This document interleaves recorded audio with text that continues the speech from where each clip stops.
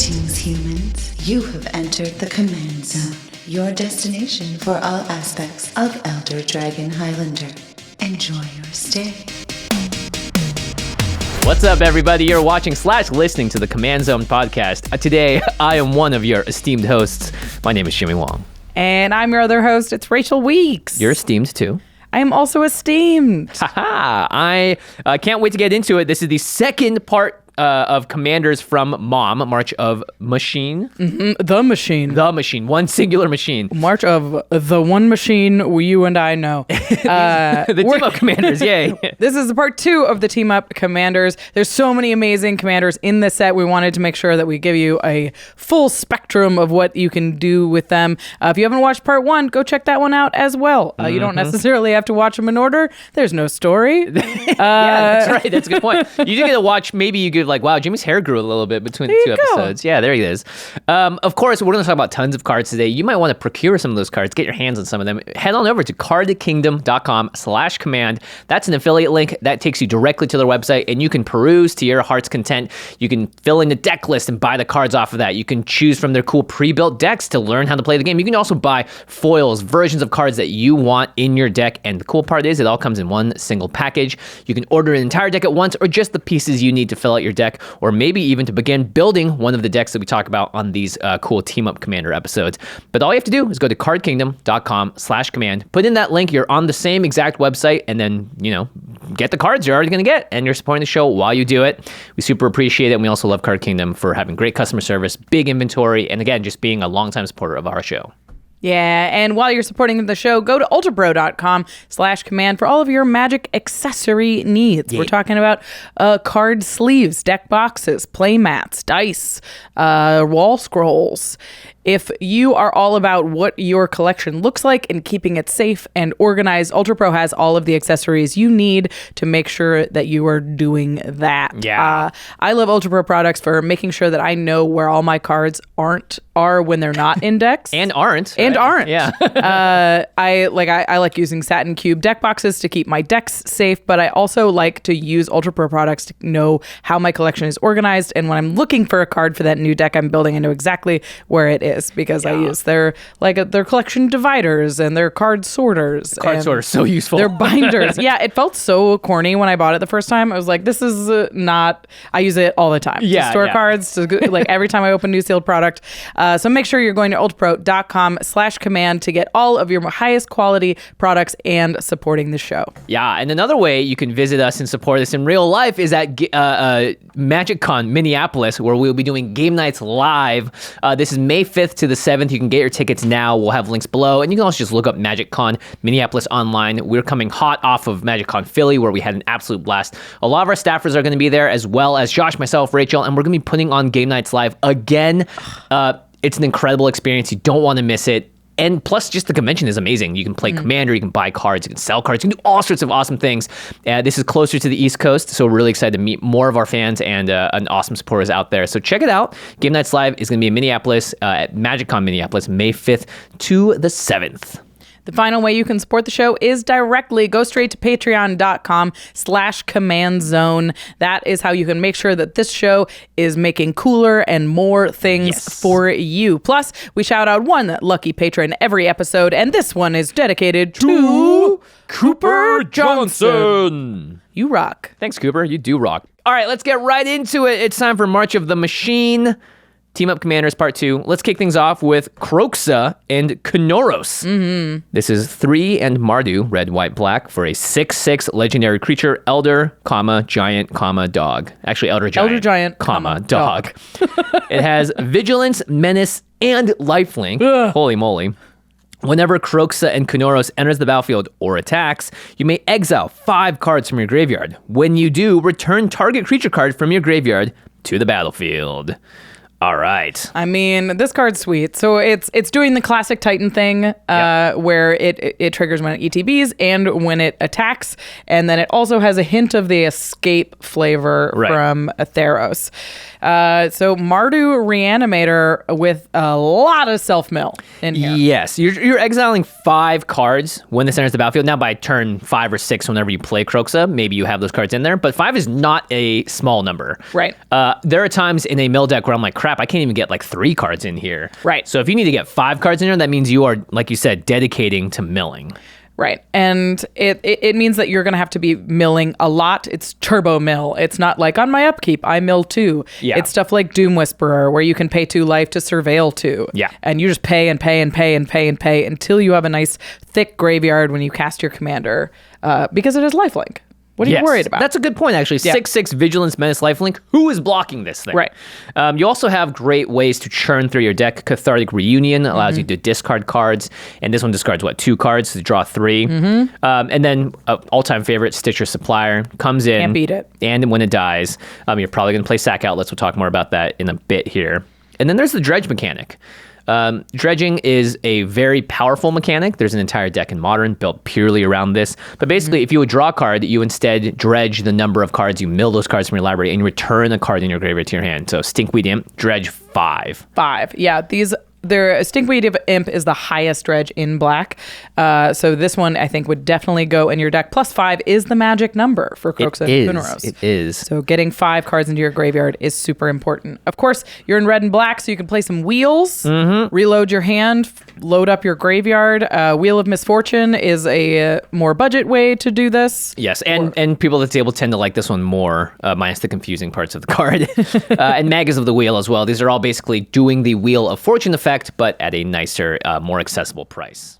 There's also ways to mill just huge amounts of your library carefully. Angel of Suffering is a new cool one. 3 black for a Nightmare Angel. It's a 5/3. It says, if damage would be dealt to you, prevent that damage and mill twice that many cards. Wow. Dangerous, but... Very dangerous, but yeah.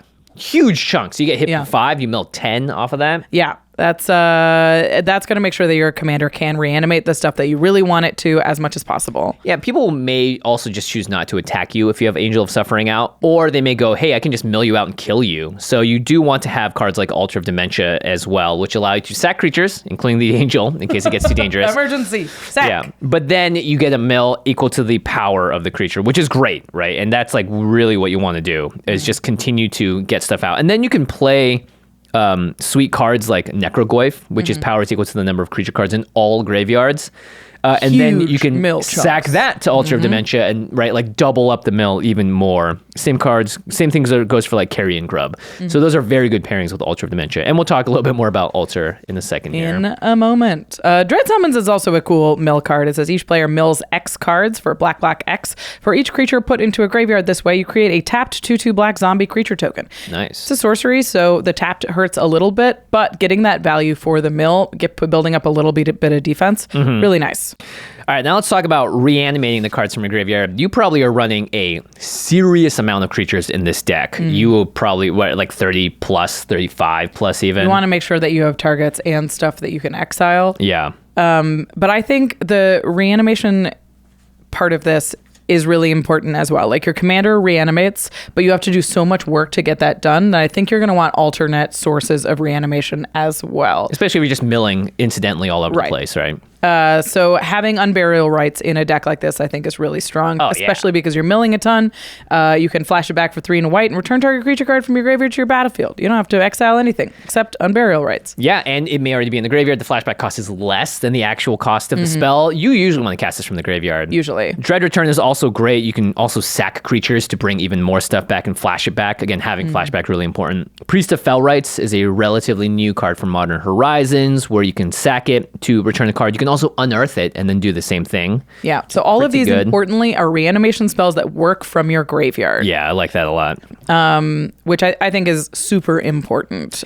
This next one I think is really fun in reanimation decks. It's Chainer Nightmare Adept. So good. 2 of black and a red.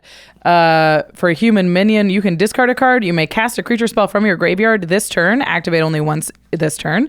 And then whenever a non-token creature enters the battlefield under your control, if you didn't cast it from your hand, it gains haste until your next turn. Ooh, that's really good. It does a lot. It means anything you reanimate comes out swinging. It means when you cast your commander, you get that ETB and attack because you didn't cast it from your hand. So Chainer does a lot of work. Plus, it's a creature you can reanimate itself with as your well. commander, and then start reanimating more stuff from your graveyard. A lot of times with these decks, you'll get stuck with the beef in your hand, which we'll talk about in a second. So being able to just have a discard outlet is also important because you're not always going to have a Wheel of Misfortune or a Magus in order to get rid of the cards in your hand. I really focused on reanimation, like big creatures that reanimate other creatures because they're great things to hit off of Kroxa and Kunoros. Right. And to then chain stuff together. Yeah, and then you can use their reanimation abilities to keep getting more stuff out of your graveyard. Chainer would be proud. Yeah. Chaining all these things together. So like Olivia Crimson Bride has an attack trigger that puts a creature from your graveyard onto the battlefield tapped and attacking whenever it attacks. So that seems strong in here. So both Celestine and Rodolph Duskbringer seem really strong with a commander that's a 6/6 Lifelinker. Yeah, Celestine returns creatures with mana value X or less to the graveyard to the battlefield, X to the amount of life you gain this turn. That's pretty darn good. And Rodolph does basically the same thing. Yeah. He also is a reindeer. Emiria Shepherd seems pretty good in a deck like this because you're not trying to cast Emiria Shepherd from your hand. You're trying to reanimate it, and then if you're playing a Plains card, you basically return non-land permanents from your graveyard to the battlefield. Yeah, turns every Plains into a reanimation spell. It turns every land into a regrowth. Nuts. You can also just play Living Death. Yeah, that works. Unless your plan is to exile a ton of stuff from your graveyard. And then Living Death is a little worse. Yeah. But you're milling so much. How could it be bad? Yeah, Living Death, again, you want to play... Typically, this is a end the game card. You don't want to Living Death and then wait to see what happens because other opponents are going to get stuff back as well. So I think having Living Death plus the Olivia plus the Chainer and the Rudolph all allow you to chain stuff together in a way that hopefully gets you the big dub at the end of the game. The most fun thing to talk about in reanimation decks is the beef. Beef. It's stuff. what's for dinner. Wasn't that the old campaign? Beef. It's what's for dinner. I think reanimation targets are what's for dinner in decks like this. And I think this is the place where you get to be the most creative. Yeah. Right? Like you can put the big high CMC creatures that lend themselves to your play style. Obviously you can do stuff like Gisela Blade of Gold Knight, which just ends games. Oh yeah. Doubles damage on opponents, halves damage on you. But there's also big, like Rhea Dawnbringer is an old classic that reanimates even more creature spells. Yeah, Sister Hospitaler is similar because it ATBs and you get another creature card on the battlefield. And it's just 6 mana too. You might be able to just cast this, right? Yeah. You don't have to reanimate it necessarily. Reanimate Razaketh, reanimate Eldrazi, like find the thing that suits you. Yeah. And you have Mardu colors and there's plenty of decks that are big time reanimation stuff. For sure. I wanted to mention that Warhammer has brought a ton of new goodies to the table thanks to the Necron deck. Yeah. So Emotech, the Stormlord, whenever one or more artifact cards leave your graveyard, so if you have an artifact theme, you create 2 black Necron Warrior artifact creature tokens. That's sweet because you can exile artifacts with your commander. Yeah, and so you can basically get double it. You reanimate an artifact creature or you're exiling artifact creatures. A lot of this, by the way, is artifact based. Technomancer does a very, very similar thing. Necron Monolith also allows you to mill, and it's a artifact vehicle. I also like Tomb Fortress. You can pay 2 black for this land, and you exile it, and you mill 4, then you return a creature card from your graveyard to the battlefield. Nice. So it's just on the land, feels pretty free relatively. And then if you play the Unearthed stuff, you have Convergence of Dominion. Yeah, this card's awesome. Which allowed me to have the nutsest turn ever on the Warhammer Game Nights episode. Because as long as you have your commander, activate abilities of cards in your graveyard cost 2 less to activate. So Unearth is the big one here. You can also use it to mill. And now that cards like Cityscape Leveler exist with Unearth card, Yep. So I think you could build a whole theme this way, right? If you're going, I want to do this instead, or I want to go Angel Beef, or I want to go Demon Beef. Demon Beef. So do whatever you want there. Okay, so we got to get into it. There is some combo potential with Kroxa and Kunoros, specifically with Altar of Dementia. Yeah, this is a 2-card combo, by the way. Yeah, the way that Kroxa and Kunoros is written is it says whenever Kroxa and K enter the battlefield or attack, you may exile 5 cards from your graveyard. When you do, return target creature card from your graveyard to the battlefield. So what happens is when this enters the battlefield, it puts an exile trigger on the stack. Right. In response to that, you can sacrifice Kroxa and Kunoros to the Altar of Dementia, mill 6, and reanimate Kroxa and Kunoros. And then the trigger's on the stack. Exile trigger on the stack. You mill the 5 of the cards that you just milled from the Altar. Exile 5 cards, Exile, I'm sorry. And then bring a creature back, which is Kroxa and Kunoros, right, which has an ETB, And In you can response to that, you sack it again. Kroxa. So you can mill your whole deck and reanimate one creature in Over and over again. your graveyard. Right. And the magic answer to that is Karmic Guide. Hey. Karmic Guide goes infinite with Altar of Dementia and any number of white creatures, Revelark, Fiend Hunter, Felidar Guardian. Right. All of these can be brought back with Karmic Guide, sacked to the Altar of Dementia so you can mill out all of your opponents. So you have Kroxa out, you have the altar out, you do the thing, you mill your whole deck, and you're like, cool, I'm going to bring back Karmic Guide and whatever Karmic else. Guide will bring back Revelark. Yeah, Felidar Guardian, blink the Karmic Guide, do it over and over again, and now you have infinite, basically the ability to just go off, right? Yeah, I mean, you have infinite mill, so you can mill all of your opponents, you can... It goes crazy. So if you have Altar of Dementia in your deck, or if you're playing against a Kroxa and Kunoros and you have an Altar of Dementia on board, it's a must-answer threat, especially if you're playing at higher power levels. Yeah, we actually haven't seen that many 2-card infinite combos with commanders in recent years, so this is a little surprising to me to have this here, but... Especially because with Altar of Dementia, you mill more than the cards you need to exile and get the effect. Yes. Right. So that you get part to of pick it. and choose. Yeah. So it is pretty busted. I don't think this is necessarily CEDH level, but it's close. It's very high power. Yeah. It's a 6-mana commander. That's really the big thing stopping it. But yeah, Altar of Dementia is already a very good card, and this combo exists. Yep. Keep an eye out for it. All right. Let's move on. All right. This next one's so fun. This next one is crazy. It's Rankle and Torbran. Wow. Teaming up from Eldraine. No way. 1 black, red, so 5 mana for a 3/4 flying first strike haste. Whenever Rankle and Torbran deal combat damage to a player or battle, choose any number. The first one is each player creates a treasure token. The second is each player sacrifices a creature. The third is if a source would deal damage to a player or battle this turn, it deals that much damage +2 instead. Okay. A little Rankle, a little Torbran. A little bit of everything. Yeah, Torbran's got the damage dealing, and then the sack creature from Rankle, and then treasure. Yeah. Why not? So a couple important things to note on this card. First of all, it has first strike. So if you choose if it would deal damage to a player or battle this turn ability, which I don't know why you wouldn't. Yeah, you definitely always choose that one. I think that one's a freebie. Everything else that hits without first strike, that hits on normal combat damage, will get that +2/+0 buff. And it doesn't care about red creatures anymore. Torbran was specifically like red permanents. Just a source. Now it's just a source. Pingers, enchantments that deal damage, whatever. Yeah. But it only cares about damage that's dealt to players and battles. So it doesn't count the stuff that's dealt to creatures, where Torbran does. So there's a couple of like little nuances in there. Yeah. But what it makes for is a really cool commander. Yeah, because you just swing out with a little token army and they all deal whatever their power is, and then +2 on each of them. Yeah. So you could just kill someone out of nowhere. Yeah. But especially when you're playing cards with this is a combat damage trigger. So you want to hit them multiple times. So imagine if you get 2 of those triggers going. Yeah. Anytime that you have a commander with a combat damage trigger, you're looking at getting double strike into the deck. Yeah. And you're in red and black. So luckily that's pretty easy. This is a great Embercleave deck. Oh, yeah. This is a great Psychotic Fury deck. Target multicolored creature gains double strike until end of turn. Draw a card. Yeah. I really like Twinferno, which lets you double an instant or sorcery, or give something double strike. Yeah, that's cool. So notably, it hits. You choose a thing. It hits again. It chooses a thing, but the damage it compounds. So everything that's done in your second main will be +4/+0. Yeah, it's nuts too, because if you're making everyone sack 2 creatures on top of this, includes yourself, by the way, so you're going to want to have tokens and stuff around, so you don't have to sack your own fairy common dwarf of Rankle and Torbran. You could also go the double combat option, so Aggravated Assault, Seize the Day. All of those cards allow you to just go to combat again. Compounds more. You get +2/+0 each time it's dealing damage. Well, we're saying +2/+0. It's that much damage +2. So. +2, yeah.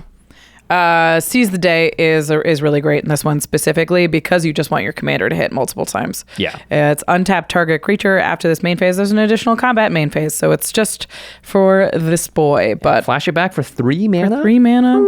Crazy. All right. If we're adding up damage, then let's deal some damage already. Let's talk about the kind of pingers that you can put in this deck. Mayhem Devil is a classic. Whenever a player sacks a permanent, it deals 1 damage to any target. So that's pretty nuts. And you're giving everybody treasures. Yeah, and everyone, you can also swing, hey, everyone sack a creature. Cool, Mayhem Devil is going to deal and it's going to be +2. Crazy. Impact Tremors as well. This one's just deal damage around the table. It's like a mini Perforos. If you're making a lot of tokens, this is just a win the game card. It just lowers everyone's life total so quickly that they can't really recover from it, especially if you have a really big turn. Deals 3 damage. I mean, that's better than Perforos for 2 mana if you do it in your second main phase with this deck. Yeah. Chandra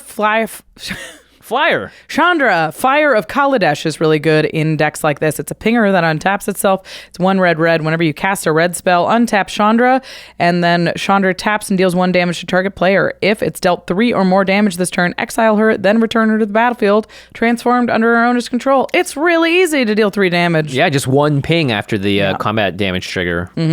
Pretty nuts. So that one seems good. It flips into a Planeswalker. That Planeswalker does more damage. Flame Fusillade. I haven't seen this card before. It's pretty cool. It's awesome, especially in a deck that's like making all these treasures and stuff. Oh, right. It's permanent. Your lands count too. What? Flame Fusillade is a sorcery for 3 in red. It says, until end of turn, permanents you control gain tap. This permanent deals 1 damage to target creature or player. That's funny. So yeah, now all of your treasures say tap, shoot somebody all of your for lands, 3. All of your lands, your equipment, everything. Creatures, your Embercleave. Your equipment Can now ping someone for 3. Yeah, it's gross. Yeah, so that's all a bunch of pingers. There's also Vicious Rumors. I didn't think this card would ever make it onto a Commander set review. This card is good enough. It's a single black for a sorcery. It deals 1 damage to each opponent, and then each opponent discards a card, and then puts the top card of their library into their graveyard. Then you gain 1 life. So if you cast this second main, you lightning bolt all of your opponents. You gain a life, and each opponent discards a card. Yeah. For a single black. That's pretty good. That seems strong enough to me. Yeah, there's a lot of value there. For, no mana. You also have Oni Cult Anvil, which allows you to sack artifacts and deal damage and just make little 1/1 constructs. Just very powerful card in the right builds. Pyrohemia is interesting. And notably, Oni Cult deals damage. It doesn't drain people. You're right. So Oni Cult itself, it shoots people for a light link. Itself. Yeah. And then you can tap it as well if you want after casting Flame Fusillade. Yeah, there you go. Go nuts. Your constructs, they hit for 3. That's funny. Pyrohemia is interesting. It's a enchantment that pay red, deal 1 damage to each creature and each player. So this becomes 3 really quickly. You can also stack this ability over and over again, right? So if you just have a bunch of red mana, you cast a mana, whatever, Mana Geyser. You could just pay Red. Yeah, and you're doing, again, it does it to you, so you have to be careful, but you should be able to just kill the table at a certain point. As long as your life total is higher, which in a deck like this, it hopefully will be if you're doing your job. And it doesn't wipe the board. It will wipe the board eventually, but it doesn't wipe the board as fast. Yeah. It's largely in there to shoot everybody in the face. Pestilence same thing goes for Pestilence, except for black mana. Valakut is uniquely good in this deck above the Torbran deck because Torbran doesn't buff the damage dealt by Valakut. Because it's not a red source. Because it's not a red source. But Rankle and Torbran does buff Valakut. So now every time you play a mountain, if you control enough mountains, it will deal 5 damage. 3+2. To target player or creature or player. In these decks, you got to run Fiery Confluence. Because you choose 3 and it deals 1 damage to each creature, it can deal 2 damage to each opponent, or it can destroy target artifact. But if it's for 2 red, if you choose deal 2 damage to each opponent 3 times, it will deal 12. Yeah, because it's 4, 8, 12. Yeah, it's instances of damage. Yeah, that's cool. So it's 4 mana, deal 12 damage to each opponent. Yikes. I guess at that point you're playing the Neheb that gives you a bunch of red mana too for each damage you deal. Yeah, I mean, this is definitely a big damage fast deck. Yeah. Yeah, there's lots of different ways to do it, right? You're creating treasures, so Embrel, Gear Smasher, 2 in a red, tap, sack an artifact, deal 2 damage to each opponent. Now it deals 4. Yeah, you're watching, right? Are you counting in your head how much damage we've dealt to opponents just by talking about these cards? They're almost dead. Yeah, Brazen Cannonade, I think, is a cool one that hasn't seen much play because it's in Jumpstart. Whenever an attacking creature you control dies, Brazen Cannonade cannonade deals 2 damage to each opponent. Ooh. So it gives you sort of free attacks. And then at the beginning of your post-combat main phase, if you attacked with a creature this turn, exile the top card of your library. You may play it until the end of your next turn. Until the end of combat on your next turn. Yeah, very interesting. Your first main. It's cool too because if you choose the sack ability, the creature is still considered attacking when you attack with Rankle and Torbran. So then you get to have the Brazen Cannonade trigger on top of all that. Yep. Seems neat in decks like this. Also, if I'm doing a group slug deck, I like cards that pressure my opponent's life total in other ways. Obviously, there's lots of ways to just deal straight damage, but I like cards like Keen Duelists in a deck like this. Yeah, I'll read it. 1 in the black, 2/2. At the beginning of your upkeep, you and target opponent each reveal the top card of your library, and then you each lose life equal to the mana value of the card revealed by the other player, and then you basically draw that card. Yeah. So if I reveal a 2-drop, you reveal a 5-drop, I take 5, you take 2. Yeah. But this is a great way to just, 1, get some card draw on a creature, and then you just start hurting people too across the table. Right. Protection Racket does a very similar thing. And one I really wanted to talk about because I think it's so powerful is Sivirus Nightmare Speaker. It's 3 in a black for a Snake Cleric Warlock. It has an activated ability that says tap, sacrifice another creature or an artifact. For each opponent, you mill a card, then return that card from your graveyard to your hand unless that player pays 3 life. Whoa, okay. So a lot of the time, if you sack a treasure, it's like, do you want me to keep this card or do you want to pay 3 life? Jeez. And at first, it's like, I'll pay 3. Sure. I'll pay 3, whatever. I don't want you to have extra cards. And then you're like, great, I dealt 9 damage. I dealt 3 damage to each opponent. Right. Or I drew a card and dealt 6, they paid 6 life. Yep. And you have those artifacts to sack with the treasures. But toward the end of the game, when life totals are low, now you're just sacking a treasure token and drawing 3 cards. Yeah, I like that. So Sivirus seems cool in this deck. Cool. Yeah. Seems nuts. Because you also want to close out the game. You're in black-red. Your card advantage isn't as strong, probably, as other players. So this is a great way. Again, people have to be giving you the cards at the end. It's kind of like the Red Gear Hulk. Yeah. In that people don't want to necessarily give you the cards, but this is for every player. And I could totally see people just being like, oh, yeah, I'm at 6. Yeah, you just take the card. Even at the beginning of the game, like they look at your commander and are like, I need to like protect my life total. I know that you're coming for my life total. So it seems good in a deck like this. Yep.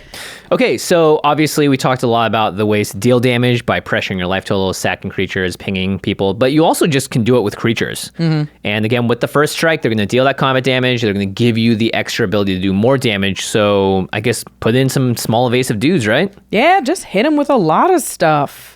I really like Falconwrath Forebear. It's 2 in a black for a 3/1 with flying. When it deals combat damage to a player, create a blood token. Ooh, you need those artifacts. And then black, sacrifice 2 blood tokens, return Falconwrath from your graveyard to the battlefield. Nice. So this is just a 3/1 for 3 mana that curves into your commander, gives you other artifacts, like wants to deal damage and hits for 5 once your commander is on the battlefield. Oh, and like this thing is a bus. And it can keep coming back. Also, I just think blood tokens are really good. Really good. Yeah. I've lost so many games of limited because they sit there with 5 blood tokens and I'm drawing 1 card a turn, but they're just churning through their deck. Yeah, I mean, it just perfects your hand so much. Yeah. That I think it's worth a slot in decks like this. Obviously, Professional Facebreaker and any deck that has the word treasure in the commander seems pretty good in red. That's just going to get in. It's got Menace as well, so it's got a good chance of dealing damage. If you're making tokens every turn, you get lots of stuff to sack. Yep. Loyal Apprentice, Bitter Blossom, Ophiomancer. Yep, all very good. Just creates a bunch of tokens for you to sacrifice. I mean, if you're pressuring people every turn with sack a creature, it's just game over for a lot of decks. They're just not built to handle stuff like that. It's tough. And your commander has haste, so it's like, even if they handle it, you can just recast it. Ooh, Jadar, Ghoul Caller of Nephalia. At the beginning of your end step, if you don't have a creature with Decayed, you create a 2/2 black zombie with Decayed. Can't block, but hey, you're sacking that thing anyway. And they don't want to block it. Like, if they can block it, great. But if you sack it, fine. If they don't block it and you haven't sacked it, it hits for 4. Yeah, that's a smackaroony right there. Pretty rude. Cool. And then you make another one, too. Yeah.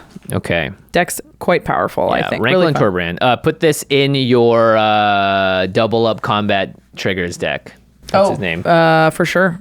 Ishin, yeah. Oh, it's a combat damage, but the deck wants to attack. Yeah, you're trying to end the game, and Ishin has like that 1/2 flower that makes 1/1s and stuff, so it's a lot of good stuff. All right, let's move on to another. There's so many powerful cards. This episode is full of powerful commanders. It was really difficult to pick the most powerful at the end. Yeah. All right, Slimefoot and Squee. Jund is back, baby. Yeah, black, red, and green for a 3/3 fungus goblin. Whenever Slimefoot and Squee enters the battlefield or attacks, create a 1/1 green sapling creature token. Okay, pretty easy stuff there. Similar to Rankle and Torbran, or no, sorry, not Rankle and Torbran, similar to the one before that. Kroxa and Kunoros. Kroxa and Kunoros, yeah, enter and attacking. And then you can pay an activated cost of 1 in Jund, so 4 total, for sacrifice a sapling, and you have to sacrifice a sapling. And it says, return Slimefoot and Squee and up to 1 other target creature card from your graveyard to the battlefield. Activate only as a sorcery.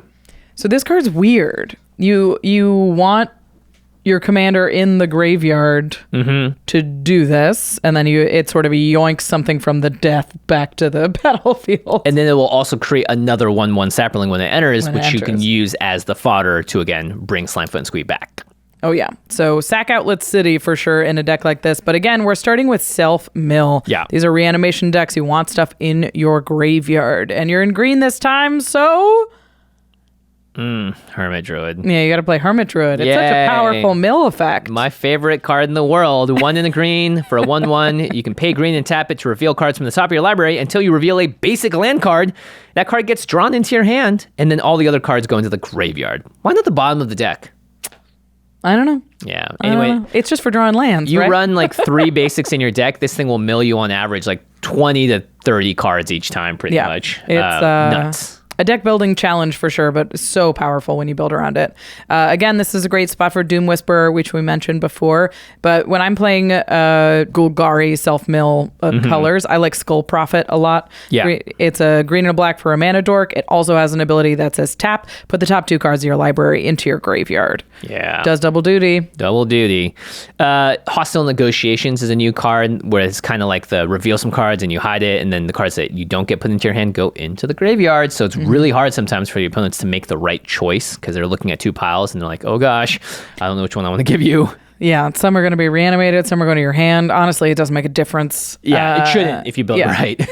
And you're in red, so you got lots of looting abilities like we talked about before. You can run Faithless Looting, Thrill of Possibility. I really like Bitter Reunion in this deck. 1 in a red for an enchantment. When it enters the battlefield, you may discard a card. If you do, draw 2 cards. Nice. And then you can pay 1 and sack it to give creatures you control haste until end of turn. In really a reanimator deck. Yeah, really good with your commander. It's really good with any big reanimation target. Yeah. So, bring a Thalia back, attack right away. Uh-oh.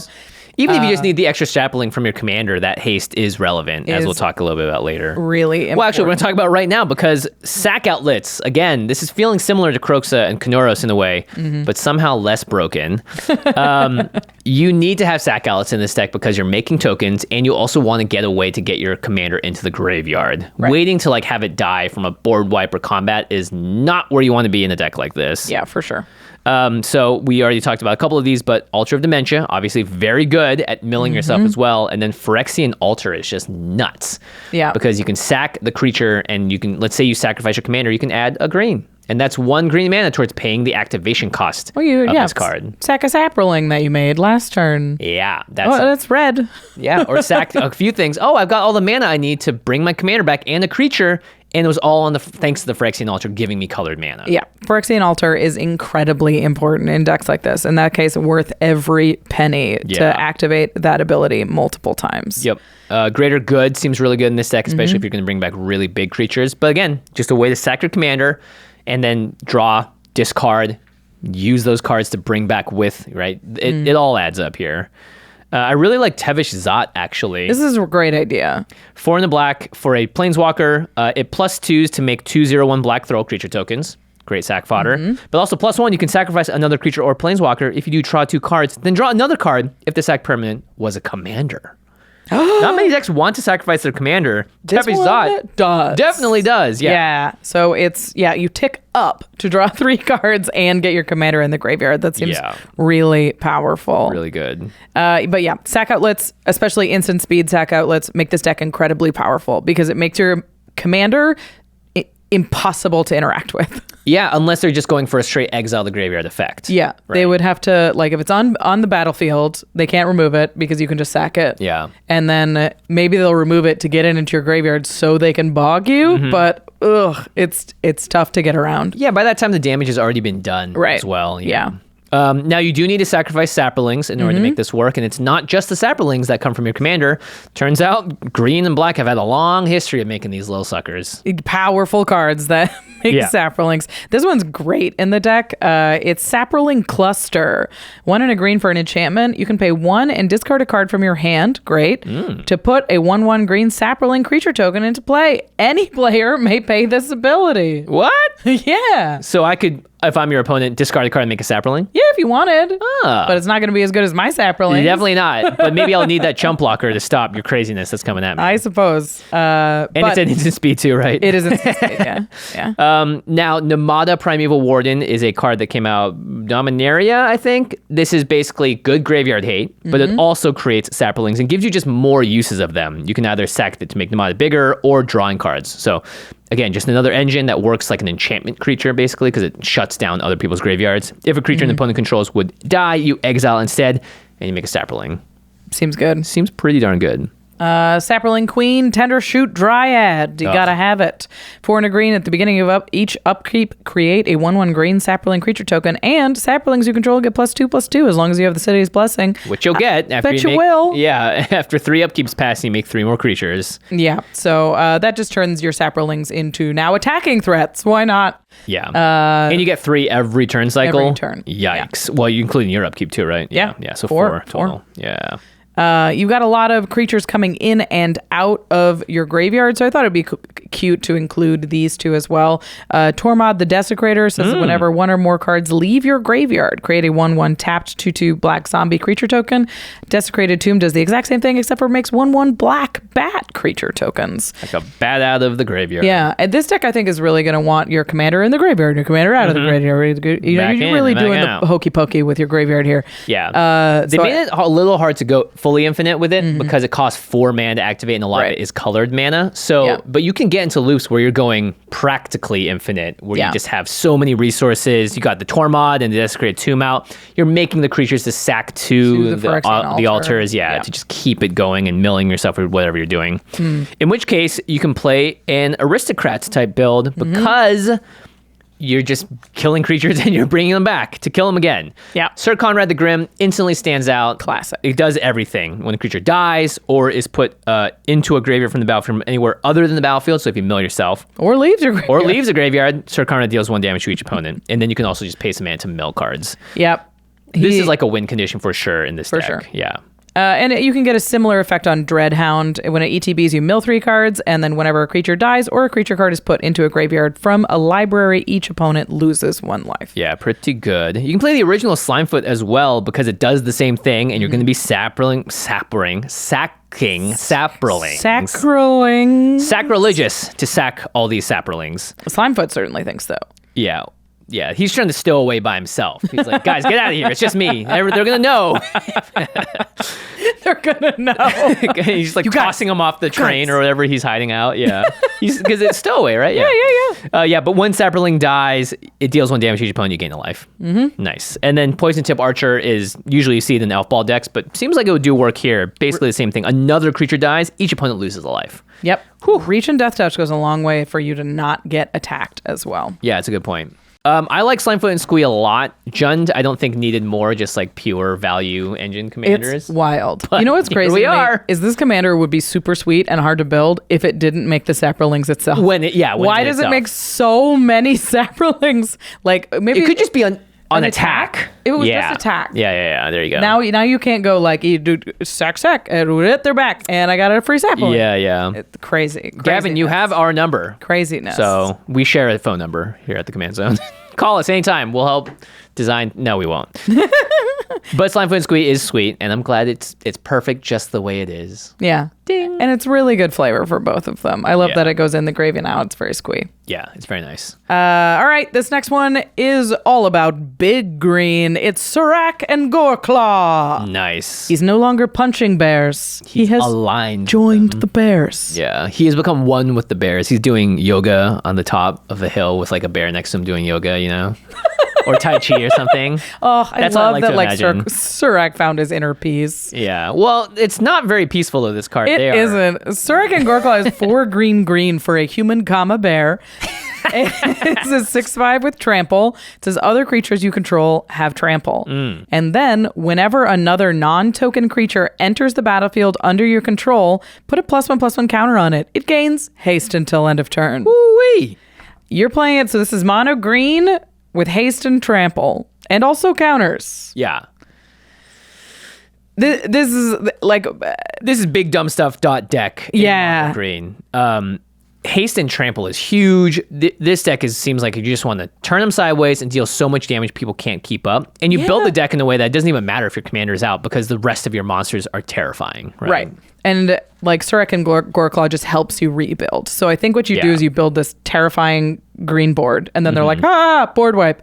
And then you cast your commander, and now every green thing that you cast out of your hand suddenly is shot out of a cannon because it has haste and trample and has a +1/+1 counter on it. Yeah, it's like Goreclaw picked up Surrak and then tossed him at you.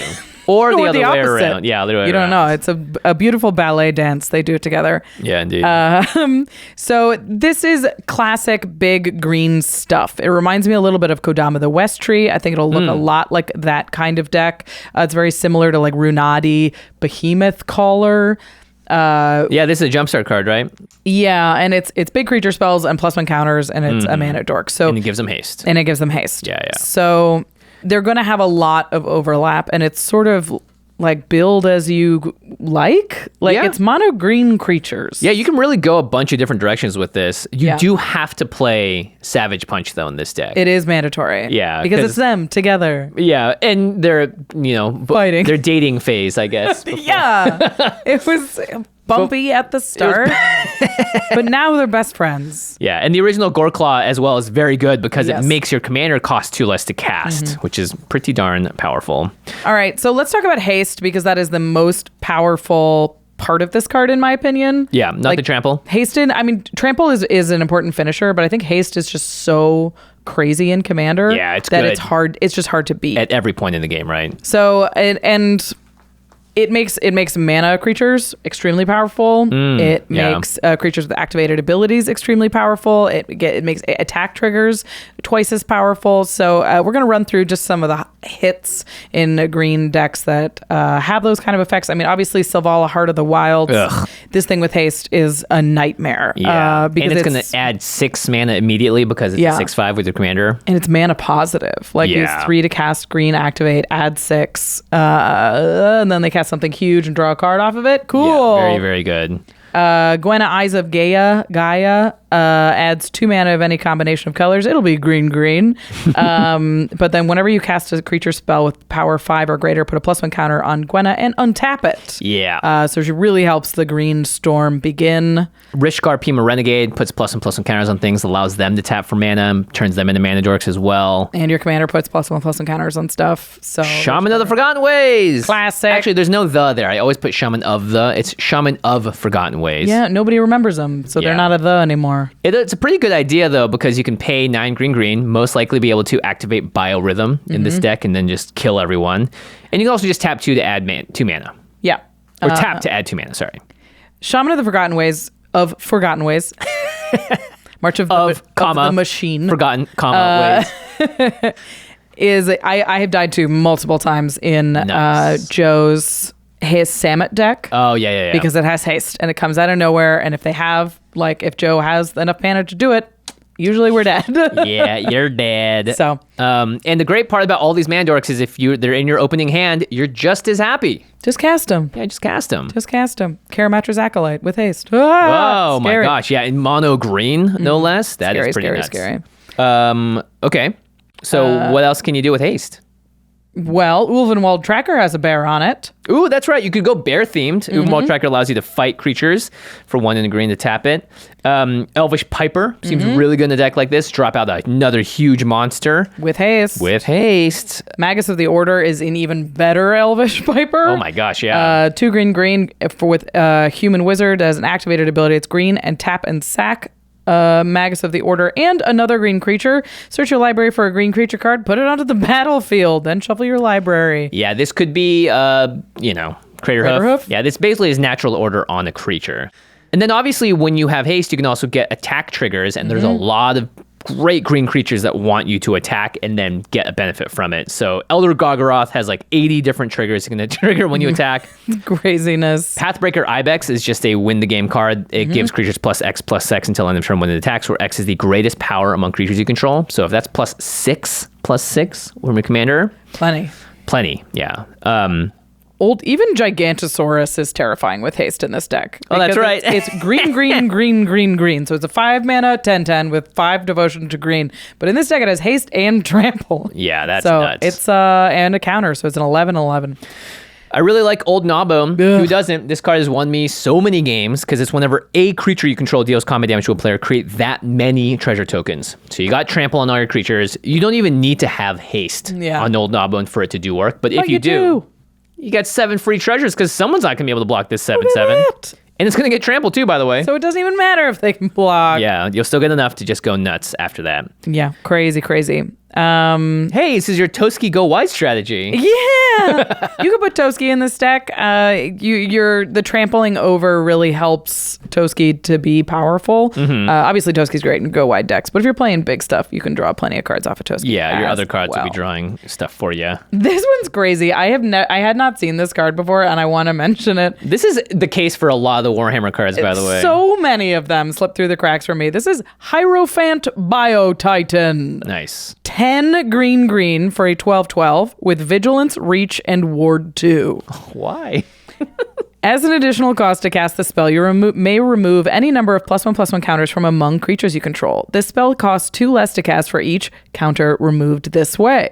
You put in counters on stuff. You could remove a couple of counters, make this cost 4, 2, I don't know. 2?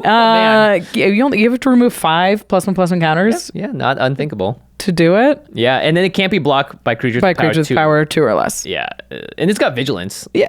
Vigilance, Reach, Ward 2, and your commander gives it haste and trample. So it's just... You're just going to stick there and just be the scariest thing anyone's ever seen. And you paid I don't know, maybe 6 mana for it. For the Bio Titan.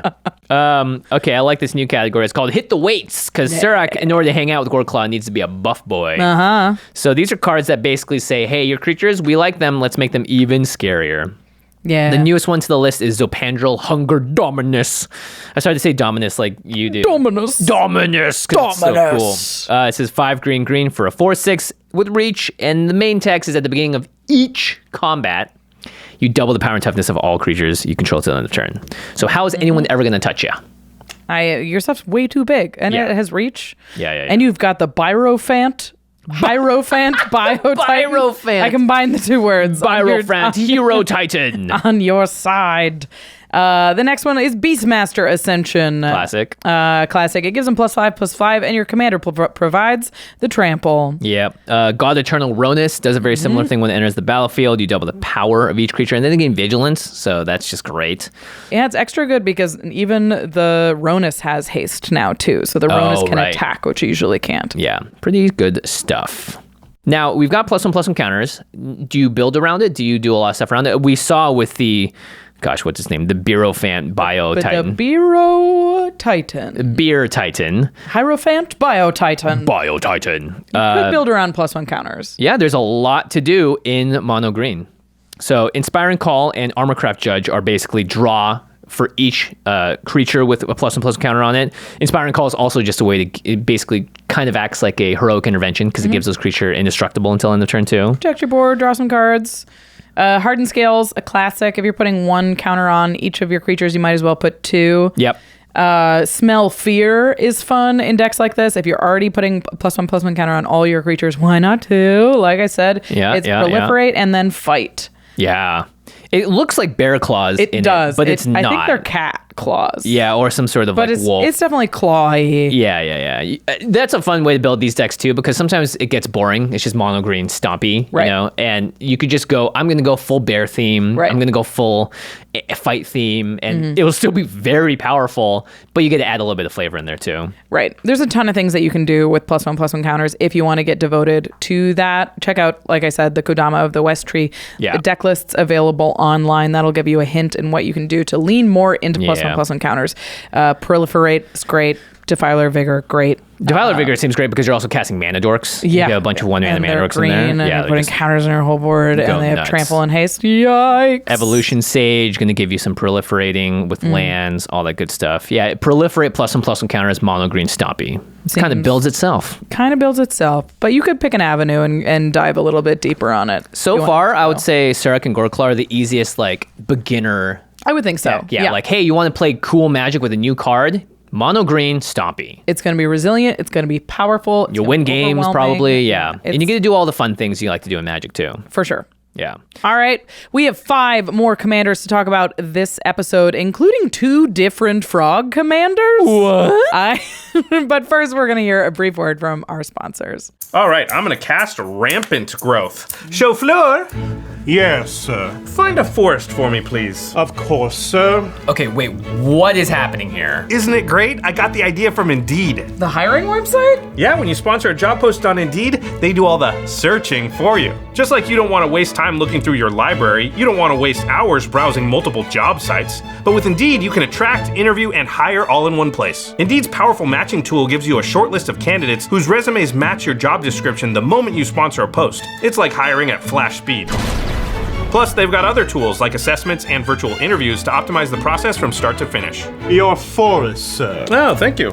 Jordan, if he's making you do this against your will, you can tell us. I just like the word chauffeur. Okay, you do you.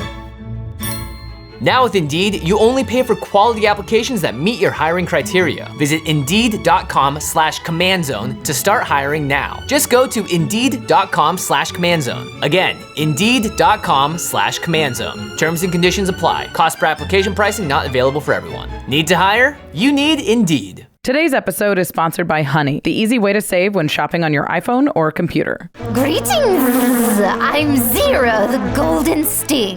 How did I rise to the top of Hive Society? I simply use Honey whenever I shop online. And not just because I'm a bee. You see, Honey finds sweet deals on things I was already going to buy. I call that a freebie. The internet is buzzing with coupons, but I cannot be bothered to find them. So I let Honey do the drone work. All I do is click apply coupons on checkout. Then Honey swarms the web for excellent deals while I'm free to live like a queen as prices drop. And Honey doesn't just work on desktops, it works on your iPhone too. Just activate it on Safari on your phone and save on the go. Why, just yesterday I saved $5 on this lavish yellow jacket.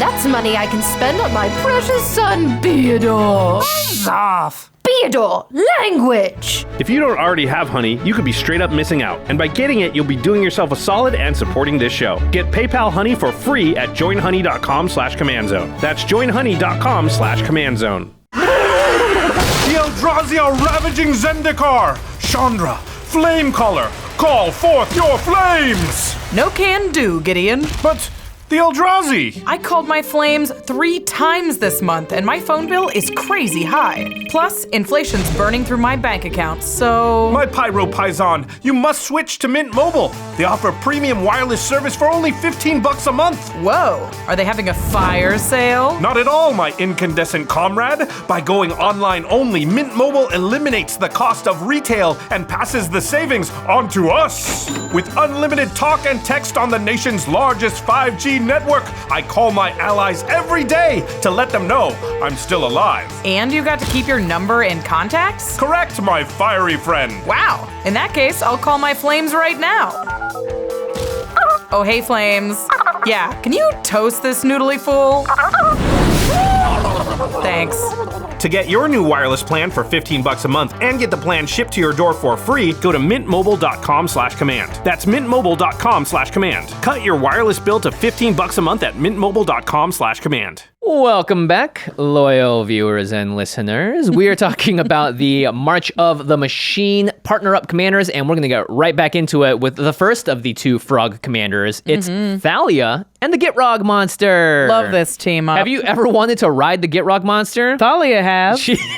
And she's loving it. Living the dream, Thalia is. So this is one in Abzan. So 1 white, black, green for a human comma frog horror. Or it could be a human frog comma horror, because that is pretty horrific. I was gonna yikes. It's a 4/4 with first strike and death touch, so you can see the combination there. You can play an additional land on each of your turns. Okay. That's the frog. And creatures and non-basic lands your opponents control enter the battlefield tapped. That's Thalia. And then whenever Thalia and the Gitrog monster attack, sack a creature or land, then draw a card. It's the frog again. That's the frog again.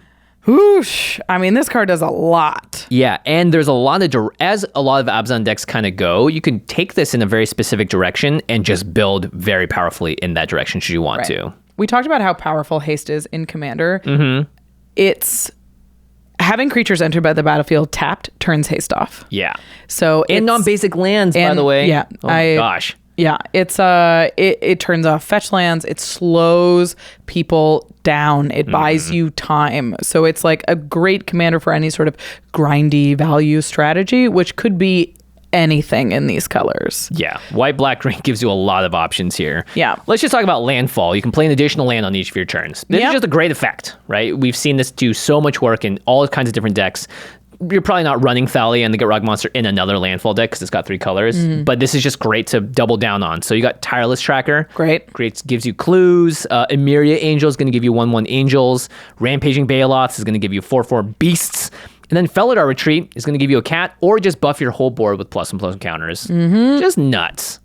It's I think landfall's a natural fit for this because there's so many landfalls that make tokens, and it gives you something to sack with the attack trigger. Yeah, on your it sacks commander. a creature or land. Or a land. So you can get those lands back from your graveyard using another effect and trigger it again, or you just get a little free creature to sacrifice when you attack. Yeah, and you can have extra lands because you're playing extra lands too. Yeah, and if you're sacking your lands, put Titania, Protector of Argoth, into this deck. When she enters the battlefield, you return target land from your graveyard to the battlefield, or whenever a land you control is put into a graveyard from the battlefield, make a 5/3 green elemental creature token. Why not? Get wrecked. So if you want to play more lands on your turn, you've got Azusa, Lost But Seeking. You have Spring Bloom Druid, which allows you to sack. It's like Harrow, basically, right? Yeah. Enters the battlefield, sacks a land. You find 2 basics. Great with landfall because you get those 2 land drops. Yeah, nuts. And you put something in your graveyard, which this deck is likely will have some sacrifice synergy or some graveyard synergy. Yeah. Exploration is because you're probably running 40 plus lands in this deck as well. You basically, once you get the train going, you should never not have a land to play or to sack or creature with a deck like this. And then Staff of Titania seems really good in this deck. It's so good. This is a 2-mana equipment that equips for 3. Equipped creature gets +X/+X, where X is the number of forests you control. And then whenever equipped creature attacks, create a 1/1 green forest dryad land creature token. Yeah. So whenever you attack, you buff your commander, which is impossible to block, and you make a free thing to sack and draw a card. First strike death touch, rough. It seems like a very strong include. Yeah. Now let's talk about playing lands from the grave and using lands that get to the graveyard. Yeah. So fetch lands. The reason that landfall decks cost so much is because they are running every fetch land that they can. Yeah. And always using powerful effects like Crucible of Worlds and all that stuff. Right. But you don't actually necessarily have to build the full hard to price deck because you have cards like Fabled Passage and Evolving Wilds and Terramorphic Expanse that do the same thing. They'll give you a landfall trigger, they'll get into the graveyard for you to get back some other way. Right. And they're basically card advantages in decks that can play their lands from the graveyard. Yeah. Because it means that it represents basically infinite land drops. It means you always have a land in your hand if you have a Crucible World and at any fetch land. So I think if you're playing this deck, I would definitely include all of the fetch lands that you have and at least 2 ways to replay stuff from the graveyard. Yep. Whether that's Ramunap Excavator or the new Conduit of Worlds. I love this new card, Seems by the really way. good in this deck. So Conduit of Worlds is just, I think, going to be a staple. It's 2 green for an artifact, and it just says you may play land cards from your graveyard. Great. So that's Crucible +1 mana. In this case, it's colored. And then you can tap to choose target non-land permanent card in your graveyard. If you haven't cast a spell this turn, you can cast that card. And if you do, you can't cast additional spells. Activate only as a sorcery. So late game, you can now bring back the big combo piece that you need, or the card that it's also just a non-land permanent. So you can choose a freaking Great Henge. Yeah. There's so many things you could choose to bring back and have as your one spell that turn. Yeah. Oh, somebody removed your Greathenge? Great. I'm going to recast Great. the Greathenge from the graveyard. Great. Especially if you instant speed stuff, this card becomes really powerful because it limits the number of cards, like spells you can cast on your turn. Yeah. You can only cast do one thing from the graveyard, and then that's your spell for the turn. But it doesn't stop instants. It doesn't stop activated abilities. It doesn't stop like if you have other mana sinks like Clues from Tireless Tracker or equipment like the Staff of Titania, there are other ways to use your mana. Yeah, I like that a lot. Great callback to the cards we just talked about. Yeah, you guys remember those? Do you? Yeah, I do. Ancient Green Warden. Great. It's a big card for green, but it allows you to play lands from a graveyard. So again, redundancy. And then if you land entering the battlefield causes a triggered ability of a permanent you control to trigger, does so one more time. Yeah, if you're leaning into the landfall, this one is a great include. Yeah. So we've been talking about some more casual builds of this, like more lands focused, probably just Abzan lands. Emiria Angel is like a very casual version of landfall deck, I think, yeah. Yeah. But there are certainly ways to make this deck an extremely powerful deck. Yep. I mean, if you ever played against a Carador deck or even just a Gitrog monster deck, it has ways to take 20-minute turns that then win the game. Yeah. Right? And you have a sack outlet on your commander, which makes it really easy to put many of the green tutors to the battlefield into your deck. So like Pattern of Rebirth is great in decks like this. It's whenever enchanted creature dies, that creature's controller may search the library for a creature card, put it right into the play, and then shuffle your library. Yeah, so you attack with your commander, sack a creature that this is on. Get the thing tutored. Eldritch Evolution, this is a great deck for Natural Order. All of these do basically the same thing. Sacking creatures, putting something bigger and scarier into play. You could probably create a Birthing Pod chain in this deck as well. Abzan is full of Birthing Pod combos. Yeah, if you're looking to go that direction, look up Carador as an inspiration in terms of how to do a creature-based sort of thing, and then you're just going to have the world is your oyster at that point, right? Especially if you're using Birthing Pod and you're using these sort of grindy creature-based tutors and you're using Conduit of Worlds, you're working slowly. This deck can be full of hate bears to slow down your opponents to your speed, where you're getting the most value because your deck's built to work at this speed. Yep. So you run Collector Oof, you run Thalia, Guardian of Thraben. That makes non-creature spells cost one more to cast. Oof turns off activated abilities of artifacts. So not great with Conduit of Worlds, but you know, or Birthing Pod. Now that I say that. Well, I mean, if you're running right, you can choose sort of the direction. Yeah. Also, you have a sack outlet. You can just get rid of it. Get rid of them then if use it your becomes Birthing Pod. a problem. Braids of Risen Nightmare is great because you can choose to sacrifice lands, and no one's going to want to do that, but you're definitely down to do that. You can draw some cards and make people lose life, and you're just slowly just putting your hands around their neck and killing them. The Abzan way. Yeah, I think the when I saw this card, I'm like, this is, I think, the most generically just powerful because it can become a toolkit deck. Black gives you tutors, green and white offer protection, and creatures in graveyards are a specialty for Abzan. So if you're having trouble winning against your meta, this could be a great commander just to pull out and go, I'm just going to put in the cards that I know are going to help defeat my opponents. The Collector Oof or whatever it is, the Reclamation Sage or Eternal Witnesses. Now you can bring in the Teferi's Protection and Heroic Intervention, all your hate bears. You can just kill everything with white-black because you've got all the removal spells in the world. You're drawing 2 cards a turn, you're playing 2 hands a turn, and then you're going to outgrind them. You can just tutor for everything too. You got Demonic Tutor, Green Sun Zenith, Worldly Tutor, Sylvan Library. You just have all the world is in the palm of your hand, I think, with Abzan, especially in toolkit decks like this. Right. Because the commander, you don't even need to care about a lot of the other parts. Just a commander that says play an extra land and then have a way to sack that land or creature to draw cards. That itself would just be fine. Yeah. But it comes in with the hate bearness too. So I think this is like one of those, I would recommend this to anyone that's trying to win some more games in their meta and they can't right now because, you know, for whatever reason. And this offers a wide variety of, cool, I'm going to play like this against you and play against you like that. And it works in a pod where you don't even know who your opponents are.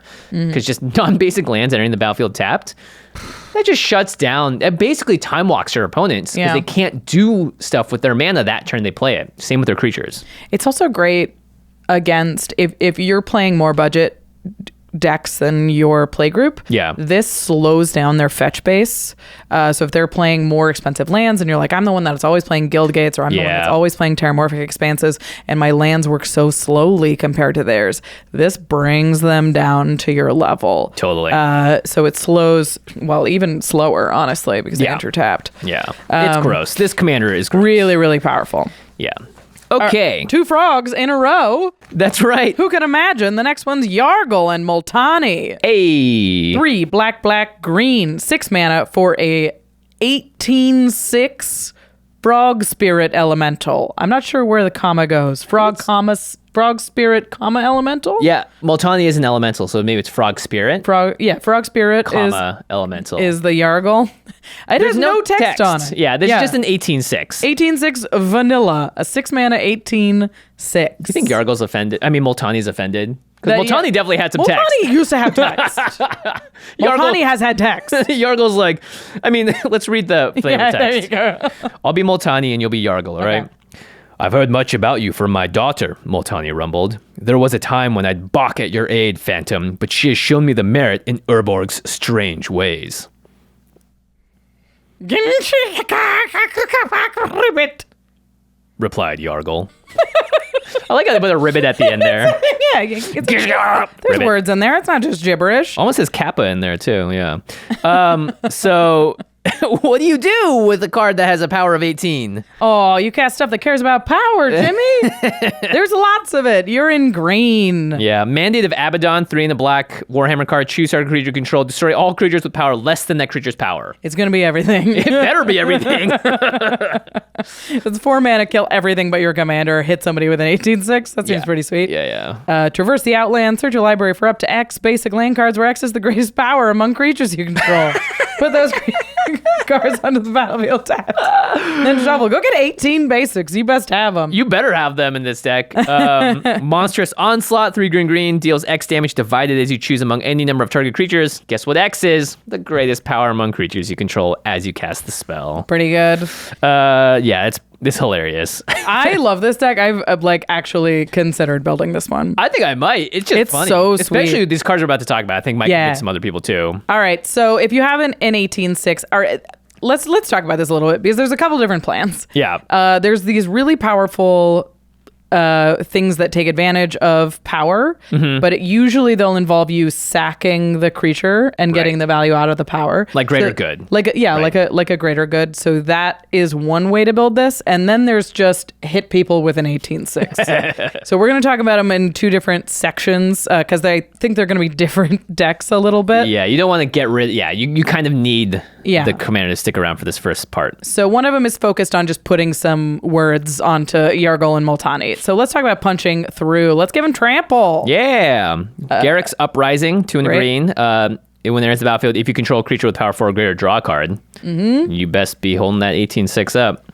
Creatures you control have trample, and then whenever you play creatures with power 4 or they enter the battlefield, then you draw a card as well. Yeah. So great card overall. Goreclaw's back, makes your commander cheaper, and gives them trample. Titan Off the Rex, I think, is really cute in this deck. Oh, like that, yeah. It's 7 green for an 11/11 with trample, but more importantly, it's cycling 1 and a green. When you cycle it, put a trample counter on target creature you control. Nice. You put a trample counter on it, then you get a big thing in the graveyard. You're in black and might come back. Who knows? And you draw a card. And you draw cycling. Yeah. Yeah.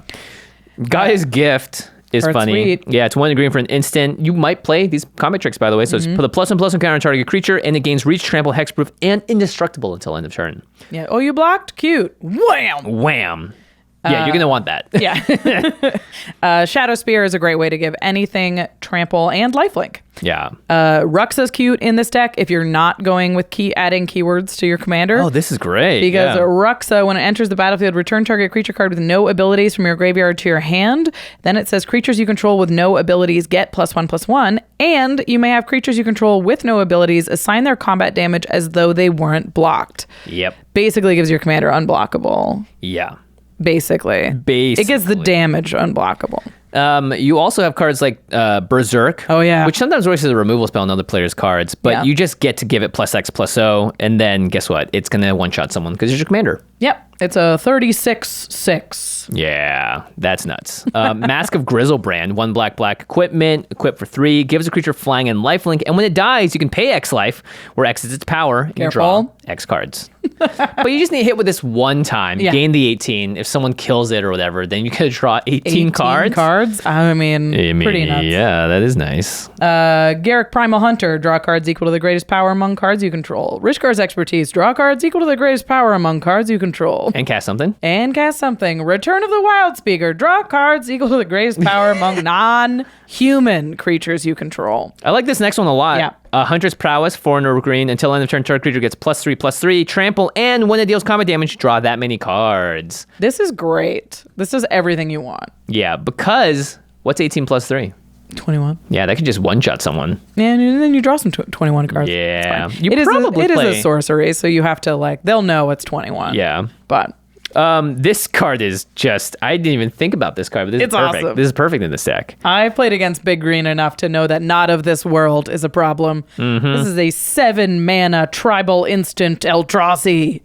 It says counter target spell or ability that targets a permanent you control. 7 mana, though. Oh, Not of This World costs 7 less to cast if it targets a spell or ability that targets a creature you control with power 7 or greater. Is 18 bigger than 7? Yeah. Sure is. Yeah, that's just a free counter, basically. Yeah, this card's great. Yeah, and I think people are going to be very incentivized to try and use targeted removal on your Yargle. Yeah, otherwise they're dead. Okay, now, instead of punching through, now let's sacrifice this 18/6 and get some value out of it. How can we do it? Greater good, we already talked about. Yep. Draw 18, discard 3. Discard 3. You're going to miss those 3, though. Life's Legacy. As an additional cost to cast the spell, sack a creature, then draw cards equal to the sacrificed creature's power. For 1 in a green. 1 in a green. So and good. your commander. Draw 18 cards. Yeah, I like that. Doomweaver does a similar thing. It pairs its soul bounds with a card, and then when either of the creatures die, you draw cards equal to its power as well. Yeah. Just put it in the graveyard, get it back, just relink it, do it again, right? Yeah. 36 cards or whatever. That's crazy. Insane. Shadowheart Dark Justicar is a Dungeons and Dragons card that basically does the same thing. 1 in the black, tap, sack another creature, draw X card where X is that creature's power. You're seeing a theme here, I hope. I was trying to figure out if there was a way to go infinite with this card. It's Ruthless Technomancer. 3 black with a human wizard. And when it enters the battlefield, you may sacrifice another creature you control. If you do, create a number of treasure tokens equal to that creature's power. Yo. 18's a lot.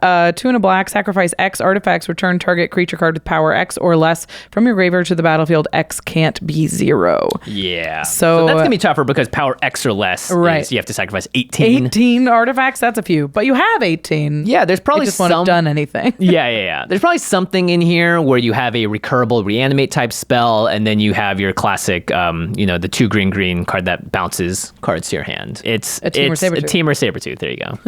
There's probably something in there. We're missing the piece, which is a replayable and reusable reanimate effect, which we will get into in a second. But there's tons of ways to sacrifice stuff for power. Ghoulcrawler Gisa makes you zombies equal to the creature's power. There's also black fling effects. Yeah, and they're not as good as fling. Yeah, because they're sorceries. Right. So Essence Harvest is 2 in the black sorcery. Target player loses X life, and you gain X life where, you guessed it, X is the greatest power among creatures you control. Ugh. I mean, that's just crazy. That could just one-shot someone there. Right? And you don't have to fling. Out of nowhere. You don't have to fling it Yeah, either. this one you don't have to fling it. Right of consumption, you do have to fling it. You sacrifice your creature, and then it deals damage equal to the sacrificed creature's power to target player. You gain life equal to the damage dealt this way. So again, 18, gain 18. Man, this deck is going to gain a lot of life, huh? Right? Dying Wish does the same thing, except there's an aura on the commander, and then when it dies, so if you have a sack outlet, then it happens. There's even Final Strike. What is this card? Choose one of your creatures. Final Strike deals to your opponent damage equal to that creature's offense. Then put the creature in your discard pile. So in modern terms, I'm going to try and see if we do this. It'll say, choose a creature you control. Final Strike deals damage to your opponent equal to that creature's power. Then probably destroy it. Put the creature in your card in your graveyard or something. Yeah. Gerard Golgari Lichlord. I bet some of you were shouting this at the screen in the beginning. But Gerard, come on! I gotta put this in my Gerard deck. 1 black green secondary creature. Each opponent loses life equal to the sacrificed creature's power. Each opponent. Yeah, gross. That's gonna be a win condition. Now, what if you sack your Yargle and Multani and want it back? Well, there's lots of ways to do that. We're In black. Yay! We've talked about these cards many, many times, but these are the Malakir rebirths of the world. Yeah. It's if this creature, the next time this creature would die, it instead doesn't. Yeah, and comes back tapped, or maybe with a +1/+1 counter. Kaya's Ghost Form, Undying Malice, Supernatural Stamina. Almost every set Tons of these. in Magic has a common that does this effect, pretty much. Malakir Rebirth we love because it's also a land on the other side. Right. Yeah. So I think this deck is likely full of those as well. And if you're focusing on sacrificing big, dumb things, maybe you just don't put all of your eggs in your commander basket and you put in some other big dummies to sacrifice. Other baskets, yeah. The original Yargle is a 9/3. Yeah. Daemogoth Titan is great in Golgari, and it's an 11/10. 4 mana, 11/10. Yeah, and then Fido Titan is a 6 mana 7/2, and it comes back. Every time you sack it to Greater Good, you draw 7, you discard 3. And it comes back. You sack it to Greater Good, you draw 7, you discard 3. Specifically tapped under its owner's control at the beginning of their next upkeep. Yeah, you can't do that every turn. You can't do that multiple times a turn. Yeah, and you probably can also run the, again, Unnatural Restorations and the Dominus, Hunger Dominus, so Pundrel. Yeah. Just to get it to 36 or whatever. Power matters, make it matter. I mean, if it's at 36 and you sack it and you do one of the effects that makes everyone lose their life, you will just kill people. Yeah. Because you Gerard it, yeah. They're like, all right, turn 1, fetch, Shockland. You're like, are you under 36? Aha, Gerard! Here comes, Gerard and a doubler effect. I think this card's great in decks like this. It's Freelance Muscle. It's 4 and a green. Oh, yeah. It gets +X/+X until end of turn, where X is the greatest power or toughness among other creatures you control. Whenever it attacks or blocks, yeah. Yeah, whenever it attacks or blocks. So naturally in this deck, it'll be a 22, 5 mana 22. Sure, why not? Sack it, draw 22. Yeah, it's crazy to say that Yargle and Multani, for just being a vanilla creature, is so powerful. It can do some really cool stuff. Yeah. And it feels like a meme, but high power matters in Commander. Yeah, and if you're playing a Jund deck, you have the regular fling effects as well. Yeah. So you can, there's lots of places I think people will be surprised to see Yargle and Multani pop up. That's sweet. I love that. In the right circumstances, Yargle and Multani shine. Blah, blah, blah, ribbit. All right. It's crazy how just a vanilla 18/6 can be so powerful. Yeah, it can do a ton of stuff for just being like kind of dumb, but huge. Huge. Size matters in Commander. Yeah, kind of dumb but huge feels like a Commander play style. Like it's no longer Timmy. It's just kind of dumb but huge. Okay. Well, these next ones are smart and little. Smart and little. All right, first up we have Zimone and Dina. This has so much text, it doesn't have room for flavor text. No. This is Sultai, so black, green, and blue for a 3/4 human, dryad. Whenever you draw your second card each turn, each opponent loses 2 life and you gain 2 life. Target opponent, sorry. 2 life. My bad. And you can also tap, sacrifice another creature, draw a card. You may put a land card from your hand onto the battlefield tapped. If you control 8 or more lands, repeat this process once. Okay. This card's very powerful. Yeah, so just at the top, drawing more cards and making everyone lose 2 life and gain 2 life is where we'll start, because you can do this a lot. It's each turn. And these colors definitely have instant speed ways to draw those cards on each player's turns. And there's lots of other cards that say, hey, draw more cards on other turns. Like this has been a theme that's been in Magic for a bit now. Right. But all of these instants that just draw 2 cards naturally are obviously very powerful. Zimone and Dina has a way on it to draw 2 cards on its own if you have 8 lands in play. And then just on your turn, you've already drawn the card. You tap Zimone and Dina, and you draw that card there, and it'll do the thing. Draw. Yeah, I mean, the instant speed ways to draw 2 cards on your opponent's turn. Deadly Dispute seems good. Consecrated Sphinx. Yeah, kind of instancy, but you're going to be drawing 2 cards when they draw 1. On their turn. Eureka Moment has a picture of Zimone on it. Oh, that's right. It's a 4 mana instant that draws 2 cards and puts a land from your hand onto the battlefield. Wow, it's almost like you can see the inspiration playing itself out. Chemist's Insight is an instant that does the same thing. Cover is Jumpstart. Yeah, it's got Jumpstart. Yeah. Morbid Opportunist can pair with another card draw ability, because it's going to draw cards whenever creatures die. Or even better, on your turn, you tap Zimone. You're going to draw the same card, but this just gives you more card draw. I like that a lot. Well, and your commander sacrifice something. So you could, before you have 8 lands in play, it'll give you your second draw. Something that's interesting in this deck, I don't usually love abundance It's 2 green for an enchantment. If you would draw a card, you may instead choose land or non-land.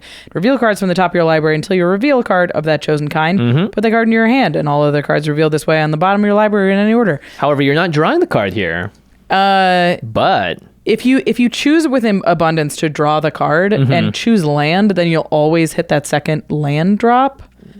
With Zimone's ability, right? With Zimone's ability, Because which you'll tap seems, it, sack a creature. Yeah. Make sure you get the land to put on the battlefield if you don't have one in your hand already. Which seems powerful. That you're getting in the way, of course, of the second draw ability, because abundance doesn't technically draw the card. But that's also not why you're building the deck necessarily, right? Right. But I think the idea is getting more lands into play. Like it's a Sultide value engine. Yeah. So if you're always hitting that land drop, so you can definitely get to 8 and then be like, I got enough lands, we're good. And then you're never drawing lands again. Right. Yeah. This is a card draw deck, so I think abundance, there is enough value there. Yeah, I like that. You want to get to 8 lands, I think, with Zimone and Dina. That's like Definitely. the key, right?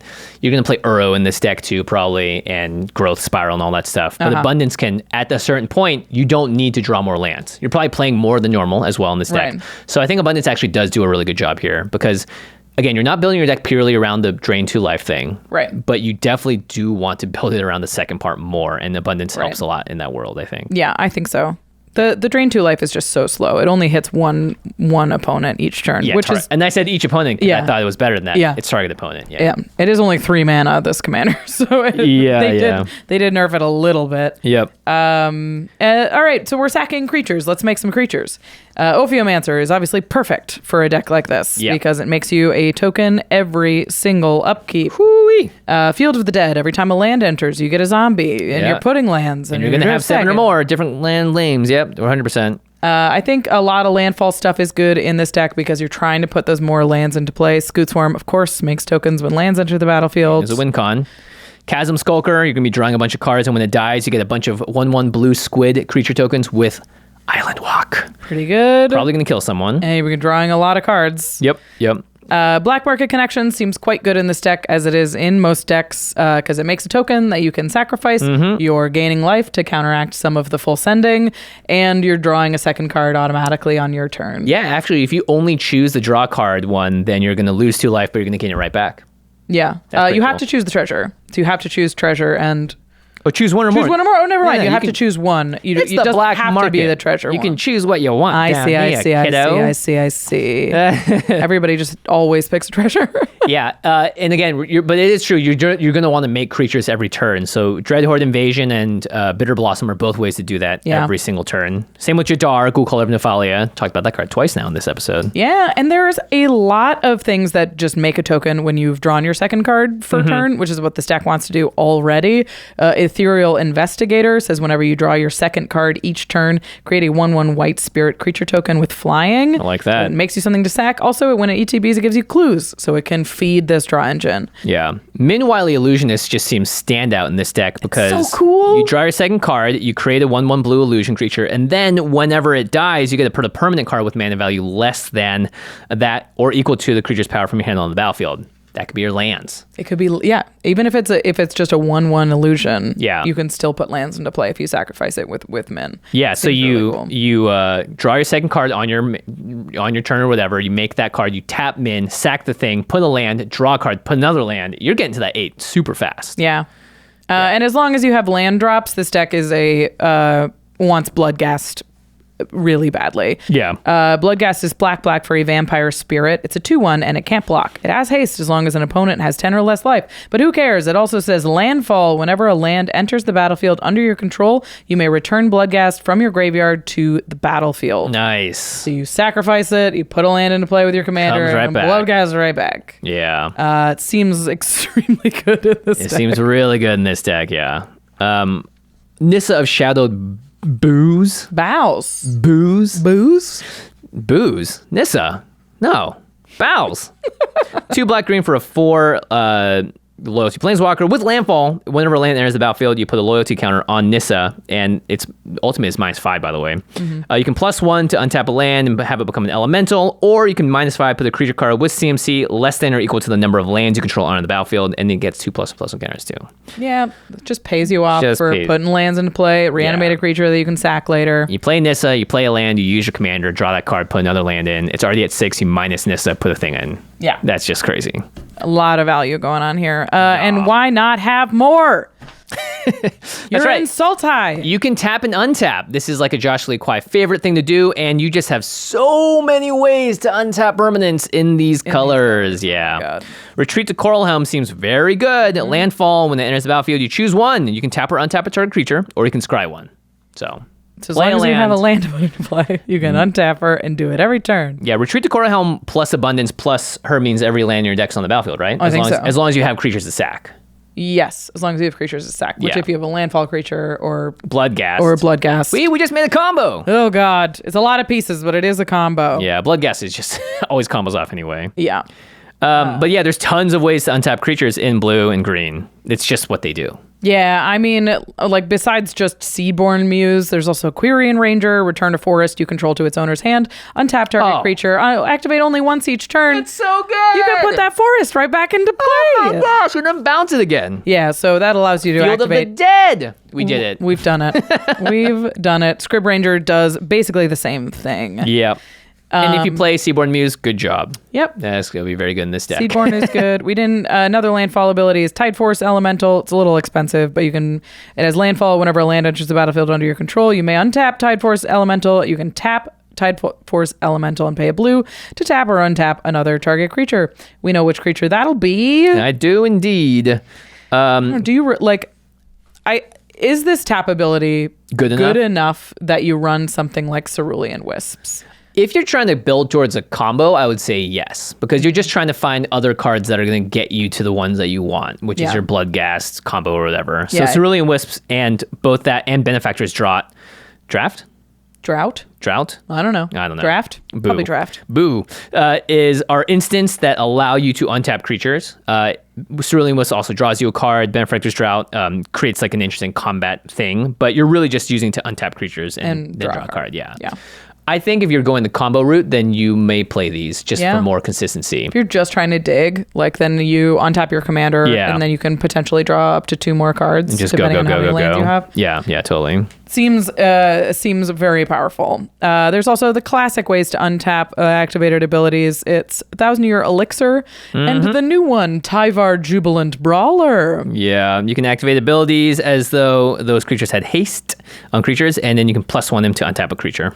Yep, it's pretty good. Amulet of Vigor I like in this deck because you want things to come in untapped, especially if you're playing the lands that are like bounce lands, really good in this deck. Right. Or just any of your, like Field of the Dead even too, like those types of lands coming in untapped is nice. Yeah, and if you don't want to splurge on Amulet of Vigor, there is a new one. It's Tiller Engine. Yeah. It's a 2-mana 1/3 construct that does basically the same thing. Whenever a land enters the battlefield, tapped and under your control, choose one. Untap it or tap target non-land permanent and opponent controls. Yeah, that's actually flexibility there. Maybe a little better in this deck. You could tap stuff at instant speed with this. Yeah, that's pretty good. You can stop combat. You can open up them to be killed by another attack or something. That's kind of cool. Oh my God. It's crazy. Okay. How do we win this game? Yeah, we've drawn a lot. We got a lot of lands in play. Yay, Let's figure out how to do this. I think this is the Psychosis Crawler deck. Whenever you draw a card, each opponent loses 1 life. I think that is a great payoff. That's better than the first ability on the commander to try and draw 2 each time. You're just going to be drawing cards incidentally. You don't need to hit the 2, but when you do, great, gravy on top. Otherwise, Psychosis Crawler, I'm out. Yeah, but if you do want the first ability to work how Jimmy thought it did, there is a Gixian Puppeteer, 3 and a black. Whenever you draw your second card each turn, each opponent loses 2 life and you gain 2 life. When it dies, return another target creature with mana value 3 or less from your graveyard to the battlefield. Could be your commander. Yeah, does exactly what this deck wants to do. You also have cards like Shieldred the Apocalypse, basically the same thing. Kill people, kill people, kill people. Pain and drain. Yeah. Then there's a lot. There are payoffs for the amount of cards in your hand. A big one that happened recently is Alondra Sky Dreamer. This card is so powerful. Yeah, 2 blue, 2/4 Merfolk Wizard, no comma. Yeah. Blue. I guess it's a Drake. Yeah, the merfolk's Whenever a you wizard. draw your second card each turn, you create a 2/2 blue Drake creature token with flying. Already pretty good. Whenever you draw your fifth card each turn, Alondra and Drakes you control each get +X until end of turn, where X is the number of cards in your hand. Yeah. So you don't need to go infinite. You could just have like a sequence of 3 or 4 untaps and other ways to draw cards. And I mean, then if it's boom. just like make a Drake, make a Drake, make a Drake, and then Give them all. cast, like draw a bunch of cards. Now you have 3 Drakes and they all have +8/8. Like that's a huge, I don't know. That's a huge board. Jol Rael does something similar when you draw your Jol Rael Mwanvali Recluse specifically. There's a couple of her now. Oh, that's right.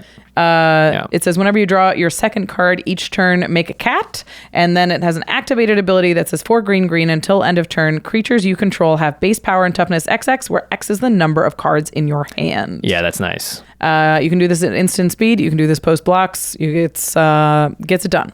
Yeah. Yep. And then there's also a card with Sunbringer's Touch, which bolster X, where X is the number of cards in your hand. And then each creature you control with the +1/+1 counter gets trample until end of turn. Yeah, that makes you one big thing with trample. But bolster time. you know what? We got to close this game out somehow. We can't just draw forever. Yeah. It's a good card, though. There's a lot of different ways to build it, and you're in Sultai. You're just going to get value. That's the thing about a lot of these team-up commanders is you've got 3 colors, so even if you don't do exactly what the card wants to do on it, you've just got plenty of powerful cards to choose from by building a 3-color deck. Yeah, that's an engine all in itself. You could put just Sultai good stuff in there and you'd be fine. Yep. All right. Next up, we got Zurgo and Ojutai. Teaming up. Riding. So cool. Dragon Rider. It's a 2 in Jeskai, blue, red, white for a 4/4 orc dragon with flying and haste. Zurgo and Ojutai has hexproof as long as it entered the battlefield this turn. Okay, there's the Ojutai. And then whenever one or more dragons you control deal combat damage to a player or battle, look at the top 3 cards of your library, put one of them into your hand and the rest on the bottom of your library in any order, and you can return one of those dragons to its owner's hand. Did I say it wrong? No, that's right. Okay, cool. It's just largely Ojutai. Yeah, it's just mostly Ojutai. Until the end there, you get a wee bit of Zurgo. Yeah, give me that You dragon. could return those dragons back to your hand, I suppose, if you want. So you could dash your dragon. You can dash a dragon, yeah, dashing. So basically the dragons, when they deal combat damage, you impulse, and then you can bounce the dragon back to your hand, so you get to have more casts of those dragons. So there's a lot of Enter the Battlefield dragons that have a lot of value that you can play here. Yeah. Something I was thinking about was there... We were talking about it on Twitter recently, how there isn't really a great Jeskai Blink commander. Right. And I was like, maybe this is it. Interesting. It's like, it draws a lot of cards. It has hexproof as long as it's entered the battlefield this turn. So you can blink your commander in response. And To give it hexproof. To give it or hex- just to avoid just the thing. blank Yeah, things. just I don't blink know. it. And there are a ton of really sweet dragons with ETBs. Yeah. Specifically, Ganax Astral Hunter is pretty gross. Yeah, whenever Ganax or another dragon ETBs, you create a treasure token. Yep. That's a lot of treasures. Yeah, especially if you're bouncing stuff left and right? Vengeful Ancestor goads creatures when it enters the battlefield and then deals damage to them as well. I like this one.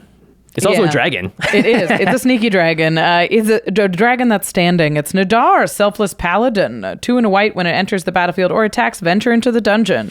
Other creatures you control get +1/+1 as long as you've completed a dungeon. Yeah, so just flicker that a bunch. A lot of value there. And it's just 3 mana too, yeah. Yeah. Very cheap to play. Stirring Bard is cute. Yeah. 3 in a green, 3 in a red. When it enters the battlefield, you take the initiative. Woohoo! And something gets menaced in haste. So you can give them something a little bit of evasion. But the initiative has proven over and over and over again that it is incredibly powerful. Yeah. Especially when you got a bunch of flyers. You're not going to lose the initiative as easily as well. For sure. Or they're just not going to come for it because they can't get hit by dragons again. Yeah, they don't want to Yeah. take the initiative and then face down your army of 4/4s in the air or whatever. Yeah. There's tons and tons of dragons, especially low CMC ones I think are better in this deck. I really like Dragon Turtle. It's 1 blue for a 3/5 with flash. When Dragon Turtle enters the battlefield, tap it and up to 1 target creature an opponent controls. They don't untap during their controller's next untap steps. That's nice. You Yeah. do this a couple of times and just stop them from doing anything. It's also a good dragon to like return to your hand if you need to with Ojutai. Yeah. let's just list off these dragons. We have so many on here. There's so many. Capricious Hellraiser is a new addition from 1. Patron of the Arts is wearing a fancy dress. Rapacious Dragon is another treasure maker. Icefall Region is similar to the turtle in that it taps stuff down. Sleepy Dragon. Demanding Dragon just deals damage unless they sacrifice things. Swashbuckler Extraordinaire creates treasures, and then you can give creatures double strike as well with the ability. Crazy finisher. Yeah. Hellkite Courser, really good. You can put your commander onto the battlefield when you play this. Skyline Despot makes you the Monarch. Astral Dragon just kills or copies things. Copies random non-creature things. And they become dragons as well. Yeah. The list goes on and on and on. They've been making powerful dragons since the beginning of Magic in Jeskai. And this is like one of the first times that there's been a dragon deck with white in it. Yeah. You don't really see white regularly. Yeah, Thank unless you, you Zurgo. go with Dragon. Right. But if you don't want to play 5 colors, this gives you a white dragon splash. Yeah. There are, like, if you're skeptical about Dragon Blink, I understand, but there are some synergies with dragons and spells that I thought were pretty cool in this deck. Manaform Hellkite is whenever you cast a non-creature spell, you make an XX red dragon illusion creature token with flying and haste, where X is the amount of mana spent to cast that spell. Exile the token. So it gives you a token dragon, which just triggers Ojutai more and more and more. Yeah. That's good. Elminster makes a ton of dragons and also reduces the casting cost of instants and sorceries. Yeah, so that's really powerful there. Smoldering Egg, whenever you cast instant or sorceries, you put Ember counters onto the Smoldering Egg, and then eventually it transforms into this Ashmouth Dragon, where whenever you cast an instant sorcery, it does 2 damage to any target. A nice payoff there. Niv Mizzet Perun, a classic. Yeah, when you draw cards, it deals 1 damage to any target, and then whenever any player casts an instant or sorcery, you get to draw a card. And ping something. Yeah, that seems really good. Yeah, so there's Taigam Ojutai Master is a fun flavor included in here. It's 2 white blue for a human monk, but it says instant sorceries and dragon spells you control can't be countered by spells or abilities. And then when you cast an instant or sorcery spell from your hand, if Taigam attacked this turn, that spell gains rebound. Wow, that's good. Yeah, Reuse it seems it the next turn. Really good in this deck, as long as you can get Taigam to punch through. Yeah. Which wouldn't be too hard because they're probably more worried about your dragons. And by the way, the flicker spells, we haven't talked about them, but it's like Ephemerate, Ghostly Flicker, just anything with that word in it. You can go look this type of deck up. There's tons of options in the Jeskai colors. Yeah, in white and blue specifically. Yeah, and now we're in Jeskai Dragon, so we can talk about a gold dragon, an ancient gold dragon. Whenever it deals combat damage to a player, you roll a d20 to make a number of 1/1 blue fairy dragon creature tokens with flying equal to the result. It's the weakest of the gold ones, but it's still pretty cool. In this deck, it makes so many dragon tokens that it can really help you turn through your deck. Even if you make 5 or 6 of these, if you trigger your commander 5 or 6 times, it's like wild. Yeah, that is wild. Feywild Visitor is a background, but it gives your commander whenever 1 or more non-token creatures you control deal combat damage to a player, you make a 1/1 blue fairy dragon creature token with more flying. dragons. More dragons! And then if you're casting a bunch of flickering them, Lathliss is going to make you a 5/5 every single turn. More dragons. Can also give you fire breathing. Utvara Hellkite, when you swing them dragons, you make more dragons. More dragons! Oh gosh, especially with like an ancient gold dragon or Feywild Visitor, just those little 1/1s. Absolutely. Goldspan Dragon, just a classic. Terror of the Peaks, also a classic. Very expensive, unfortunately. I know. It gets more and more expensive. I'm hoping for a reprint soon there. Yeah, I hope so too. And then Dragonlord Ojutai, obviously. Gotta put the it original one. The original one. I wanted to build in a little bit of space to talk about this return the dragon to your hand Yeah, thing. it's interesting. I guess it's so you can return your commander to its hand and you can give attack again and it'll have hexproof again. But I was like, is there any merit to bouncing a dragon you've just cast to your hand? And what I came up with is not really. Dragons are expensive. If they're on the battlefield, you kind of want them on the battlefield. Yeah, you're cheating them in with a sneak attack or whatever. Right. Yeah. Maybe with sneak attack, like if you attack with them and then instead of sacking them, you return them to your hand. Seems very good there. So maybe there's that. I was like Reflections of Lit Yaras. Whenever you cast a spell of the chosen type, dragon, you copy that spell. So maybe you bounce the original and get more copies. Yep. Is an idea. There's also a number of dragons with adventures. Oh, that's right. So adventure is another way you can cast the spell, and then it goes on an adventure, and then you can cast it for its regular cost. And there's a bunch of dragons, actually, thanks to the D&D sets. Yeah. There's Young Blue Dragon that allows you to scry for 1 in the blue and draw a card. Crystal Dragon gets you to bounce Or no, they return an artifact, enchantment, or legendary card from your graveyard to your hand. So that seems pretty good too. None of them are crazy powerful, but they're like good value pieces if you're like, all right, I hit with my 4/4 and I want my teleportation circle back from the graveyard. Oh, I'm gonna go like I'll bounce it to my hand, I'll cast this sorcery, get teleportation circle, and recast Crystal Dragon next turn. Yeah, I think the problem with doing that, it just seems a little slow. It's very clunky. It's a very, very expensive way to play this deck. So but it is fun if you're getting some value back. I do like the idea of making this a blink deck though, because blink is your main thing, but occasionally you can bounce a dragon and replay it as well. Yeah. And then you got your Dragon Tempest triggers and stuff too, and you can just deal tons of damage with that. Yeah.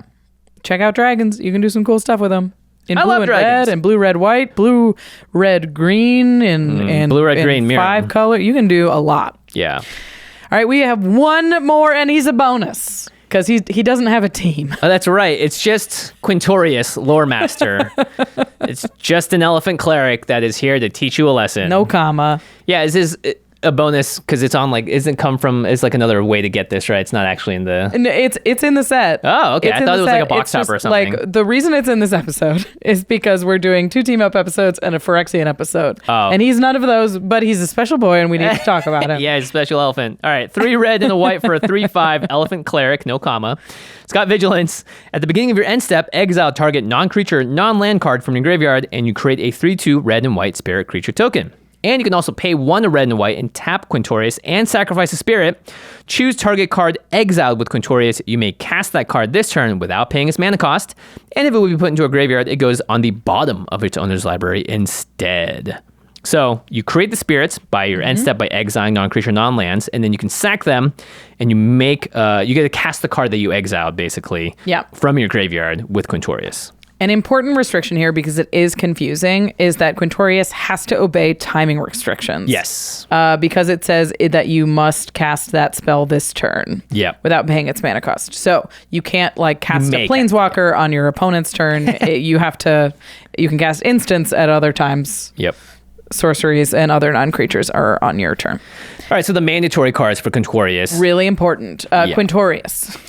The original elephant cleric. Quintorius, Field Historian. He says spirits you control get +1/+0, and whenever 1 or more cards leave your graveyard, make a spirit token. Nice. Love that. I like that. Thrilling Discovery, red-white sorcery. You gain 2 life, and then you may discard 2 cards. If you do, draw 3 cards. So this is just great for filling up the graveyard, putting in those huge impactful spells that you want to cast for free later on. And it's a picture of Quintorius. Yeah, and it's Quintorius. That rope must dangling. be super strong. It's got an elephant baby on the end. Yeah. Other mandatory cards, Lore Hold Command. Come on. It's Lore Hold. An elephant on it. And it spelled the saddest little removal spell ever. No. Oh, and it's Quintorius again. Generous Gift. Because you're making elephants. Because he's an elephant. All right. Yeah. That's the bit. Okay. Time to talk about getting cards in your graveyard. You got to do it. We've talked about a lot of these today. It's going to be the hits again. Faithless Looting, Cathartic Reunion are both good. I mentioned it before, but Thrilling Discovery, or Jimmy did. This is one right out of Strixhaven. It's Illuminate History. I haven't seen this played that often, but it's 2 red for a sorcery. It says discard any number of cards, then draw that many cards. Then, if there are 7 or more cards in your graveyard, create a 3/2 red and white spirit creature token. Nice. So get some cards out of your hand, draw some more cards, and make that spirit that you can sacrifice. And it's themed to It's themed. You also have Queen Kayla Bin Krug, which allows you to discard all your cards in your hand, and you're probably going to be playing artifacts and creatures with mana value 1, 2, and 3 and all that. So just another way to draw more cards and to keep things going, and it seems like it's a good way to just be doing the red-white thing here. It is hard to get cards in your graveyard in these colors, and I think Valak Exploration is actually one of the easier ways to do it. It's 2 and a red for an enchantment, and it's whenever a land enters the battlefield, you exile the top card of your library, and you can play it this turn. But if you don't play it, it goes to the graveyard and shoots your opponents for damage. So it does technically mill you. It's like landfall, mill a card, deal some damage, or draw. I think Valakut Exploration is actually quite good in a deck like this. Yeah, and we've also seen red-white playing the whole Crucible fetch land thing just to get value because you're in Boros. So it's possible that you really want to lean into the Valakut Exploration of it all. I like this one. This seems really good in this deck because of how Quintorius puts the cards on the bottom of your library instead. Yeah. So if you cast an instant or sorcery, it'll tuck it instead of putting it to your graveyard. Yeah. Cellar Door is an artifact for 2 mana, and it has an activated ability that says 3 tap. Target player puts the bottom card of his or her library into his or her graveyard. If it's a creature card, you make a zombie. But if there's like one, if you want to cast Brass's Bounty, like over and over and over again, you can use Cellar Door to take Brass's Bounty off the top of the bottom of your library, put it into your graveyard, and then recast it with Quintorius. That's pretty sweet. It's pretty mana intensive, but if there's one specific thing that you have in mind, Cellar Door's a way to do it. Yeah, and again, there are oftentimes it could just be a path to exile. Yeah. You know, you just want to do that over and over again. You need it. Yeah. Okay. We got spirits. Yes, we do. Yes, we do. He makes spirits every turn. It feels like in order to win with this deck, you may want to use them. So I put in a little bit of spirit support here. Or to make a bunch of spirits that you can sacrifice to your commander. Yeah, Ugin the Ineffable does it, but you exile the top card of your library face down, and you make a spirit, and then you, when that token leaves the battlefield, which it will, you put that card into your hand. You can also just play it -3 and destroy a permanent that's one or more colors. That seems just... always good. Playable, yeah, by itself. Court of Grace is in the Court series. When it enters the battlefield, you become the Monarch, and then at the beginning of your upkeep, if you are the Monarch, you make a 4/4 Angel, but you probably won't be by that point, right? Yeah, this isn't a super defensive deck, and you don't, like, making an Angel is great, but you make Spirit if Otherwise, you're not the yeah. Angel. Or if you're not the Monarch. Clarion Spirit, whenever you cast your second spell each turn, make a Spirit. Nice. And it's a spirit too. And it itself is a spirit to sacrifice. Spirit Bonds, you can pay white whenever non-token creatures enter the battlefield to make a spirit, and then you can also pay 1 in the white to sack a spirit and give a non-spirit indestructible until end of turn. Like your commander. I feel like people want to target this commander. Quintorius seems pretty powerful. And I like Spirit of the Storyteller in this deck. Staff of the Storyteller. Staff of the Storyteller. We've been talking about spirits. And it makes a spirit because it's got a little story flavor. Lorehold's all about stories. Yeah. And so it's 1 and a white. When it ETBs, it makes a spirit. And then whenever you create 1 or more tokens, put a story counter on Staff of the Storyteller, and you can pay white and tap to remove a story counter from Staff of the Storyteller and draw a card. Nice. Nice little draw engine that synergizes with your deck. Yep. Let's see here. This is the spirit support. If you want to go all in on spirits, you're like, I'm doing spirit tribal with Quintorius at the helm. You got to get Hoffrey Ghostforge in this deck. Yeah, 3 red, white, 4/5. Spirits get +1/+1 and trample and haste. Turn and then 4/3s. Yeah, and then anytime non-token creatures dies, you can exile it and create a copy, except it's a spirit. And then when that creature dies, you return the exiled card to your battlefield, which is kind of cool. You return it to the graveyard. Yeah, graveyard. Sorry. Yeah. But then that's where Quintorius can grab it and do it all over again. Drogskull Reinforcement says other spirits you control have melee. It's a great overrun and prevent all non-combat damage that would be dealt to spirits you control. Nice. It's great for a Blasphemous Act or something like that. Yeah, and you get to make like the army from Lord of the Rings. Kind of looks like, you know. At the end, He does have a bit of spirit army come in. Like a wraith thing going on. Yeah. Hallowed Haunting is 2 white for an enchantment. As long as you control 7 or more enchantments, creatures you control have flying and vigilance. Whenever you cast an enchantment spell, create a white spirit cleric creature token with this creature's power and toughness are equal to the number of spirits you control. Oh, you're going full on spirits now. Yeah, this one's crazy. Clash of Realities, 3 in a red enchantment. All spirits have the text, when this creature enters the battlefield, you may have it deal 3 damage to target non-spirit, and then all non-spirit creatures have, when this creature enters the battlefield, it says comes into play in the old version, you may have it deal 3 damage to target spirit. That's weird. It's kind of chaotic. It's kind of chaotic. And if you're leaning all the way into spirits, it's probably not great. But every time you make a token, you get to deal 3 damage to something. Yeah. Which can keep the board clear. Okay, let's talk about the fact that you're casting a spell from exile. Here's where things get really powerful. Passionate Archaeologist. Commander creatures you control have, whenever you cast a spell from exile, this creature deals damage equal to that spell's mana value to target opponent. And he's passionate about archaeology. That's actually perfect, Flavor. Yeah, I love that. And it's in Baldur's Gate, so it's like, how did he know? Wild Magic Sorcerer allows you to give those spells you cast with Quintorius Cascade, because it's the first spell you cast from exile each turn. So how do you win with this now? You can cast it without paying its mana cost. Yeah, that's the thing. Is like Reanimator decks, this is sort of where your creativity comes in. Yeah. What do you want the top end of this deck to look like? Do you want to cast huge artifacts? Do you want to cast giant planeswalkers? Do you want to cast big instants and sorceries? That is sort of where you get to decide what the deck does. And remember, it can't be creatures. You can't make a reanimator spell deck exactly out of it, but you can do some cool stuff with all of those. Yeah, Darksteel Forge if you're going the artifact route. Portal to Phyrexia, just way to win the game right there. Yeah. And then you can also do planeswalkers, don't forget, because you have the Quintorius allows you to really pull anything out of there. Ugin the Spirit Dragon, get him down. He loves spirits. Yeah, that's true. Wait, that's amazing. That's amazing. The Eternal Wanderer is cool too, because it can just, you can just basically make this a board wipe when it comes down. Yeah. Yeah. Reanimate a board wipe, keep your commander around. He's a 3/5 vigilance. Yeah. There's definitely some cool stuff that you can do with Quintorius. I would say I think he is slow. Yeah, it's because he's not partnered up with someone else. Yeah, that's it. He needs somebody else's help. And another color. That's why. Yeah. Studying is lonely.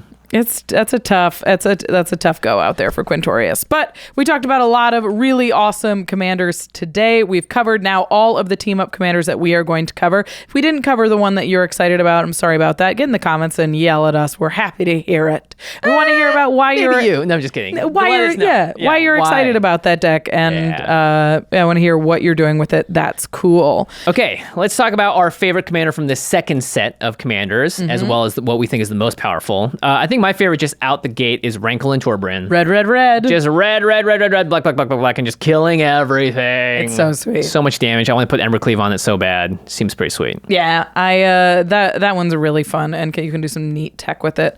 I think the one I want to play the most is Zimone and Dina, and I think my playgroup would be upset with me. I play a land. I untap this. I draw this. Play another land. I untap this, and I draw 2 more cards. How many cards do you have in hand? 14.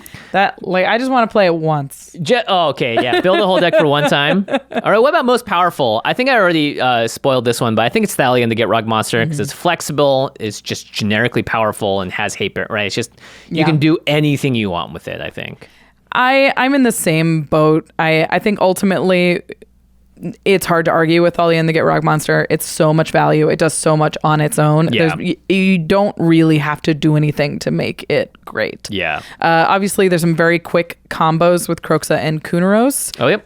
So that is one to stay aware of as well. But there's a lot of value to be had in Zimone and Dina and in Slimefoot and Squee. I think is probably quite hard to interact with. Jund, baby. All right, to the listeners, what do you think about the second set of March of the Machine team-up commanders? You let us know if you're building them, any comments that we missed, things that you think are really cool and sweet. Just let us know in the comments. Yeah. And as always, check out cardkingdom.com/command if you want to buy some Magic cards. Just enter that affiliate link. You're on their website. You'll get all your cards in one single package. You can help bolster a deck, or you can build a brand new one. They also have great just pre-built products. They've got tons of stuff there. Just check it out, cardkingdom.com/command. Keep an eye out for Aftermath stuff too. Oh, it's coming up. Also, while you're supporting the show and buying your Magic products, go to ultrapro.com/command. You've got those cards in hand from Card Kingdom. Now you have to protect them. Yeah. Put them in sleeves, put them in deck boxes from Ultra Pro. These are high quality, super customizable and creative products. They have all of the licensed Magic art. So if there's a card that you love, if you're like, Thalia and the Gitrog monster, I love them, go to their website, Yargle. see if they have the playmat to match. If there's anything that you feel passionate about in this set, I always go to Ultra Pro to see if there is a playmat to show off. Chances are there will be. Maybe some of the cool alt arts too. Many. Yeah. And don't forget, we're going to be at Game Nights Live in Minneapolis, May 5th to the 7th. You can go to MagicCon Minneapolis' website and buy tickets right now. They're on sale. And we'll have all those links obviously below in the description box below. All right, my turn to do the cleanup step. Do it. Big thanks to our amazing team here at the Command Zone. We have Damon Lenz, Arthur Meadowcroft, Lady Danger, Manson Lung, Craig Blanchett, Josh Murphy, Jake Bosch, Jordan Pridgeon, Sam Waller, Gaurav Glide, Jamie Block, Mitch Trafford, Evan Limburg, Gabriel Poses, Megan Yip, Eric Lem, and Josh Lee Kwai. Woo! Thanks for watching, everybody. Thanks for watching. Set reviews are exhausting, but we love bringing them to you. Thanks so much for supporting and watching. High five. We did it. All right, bye, everyone. Bye.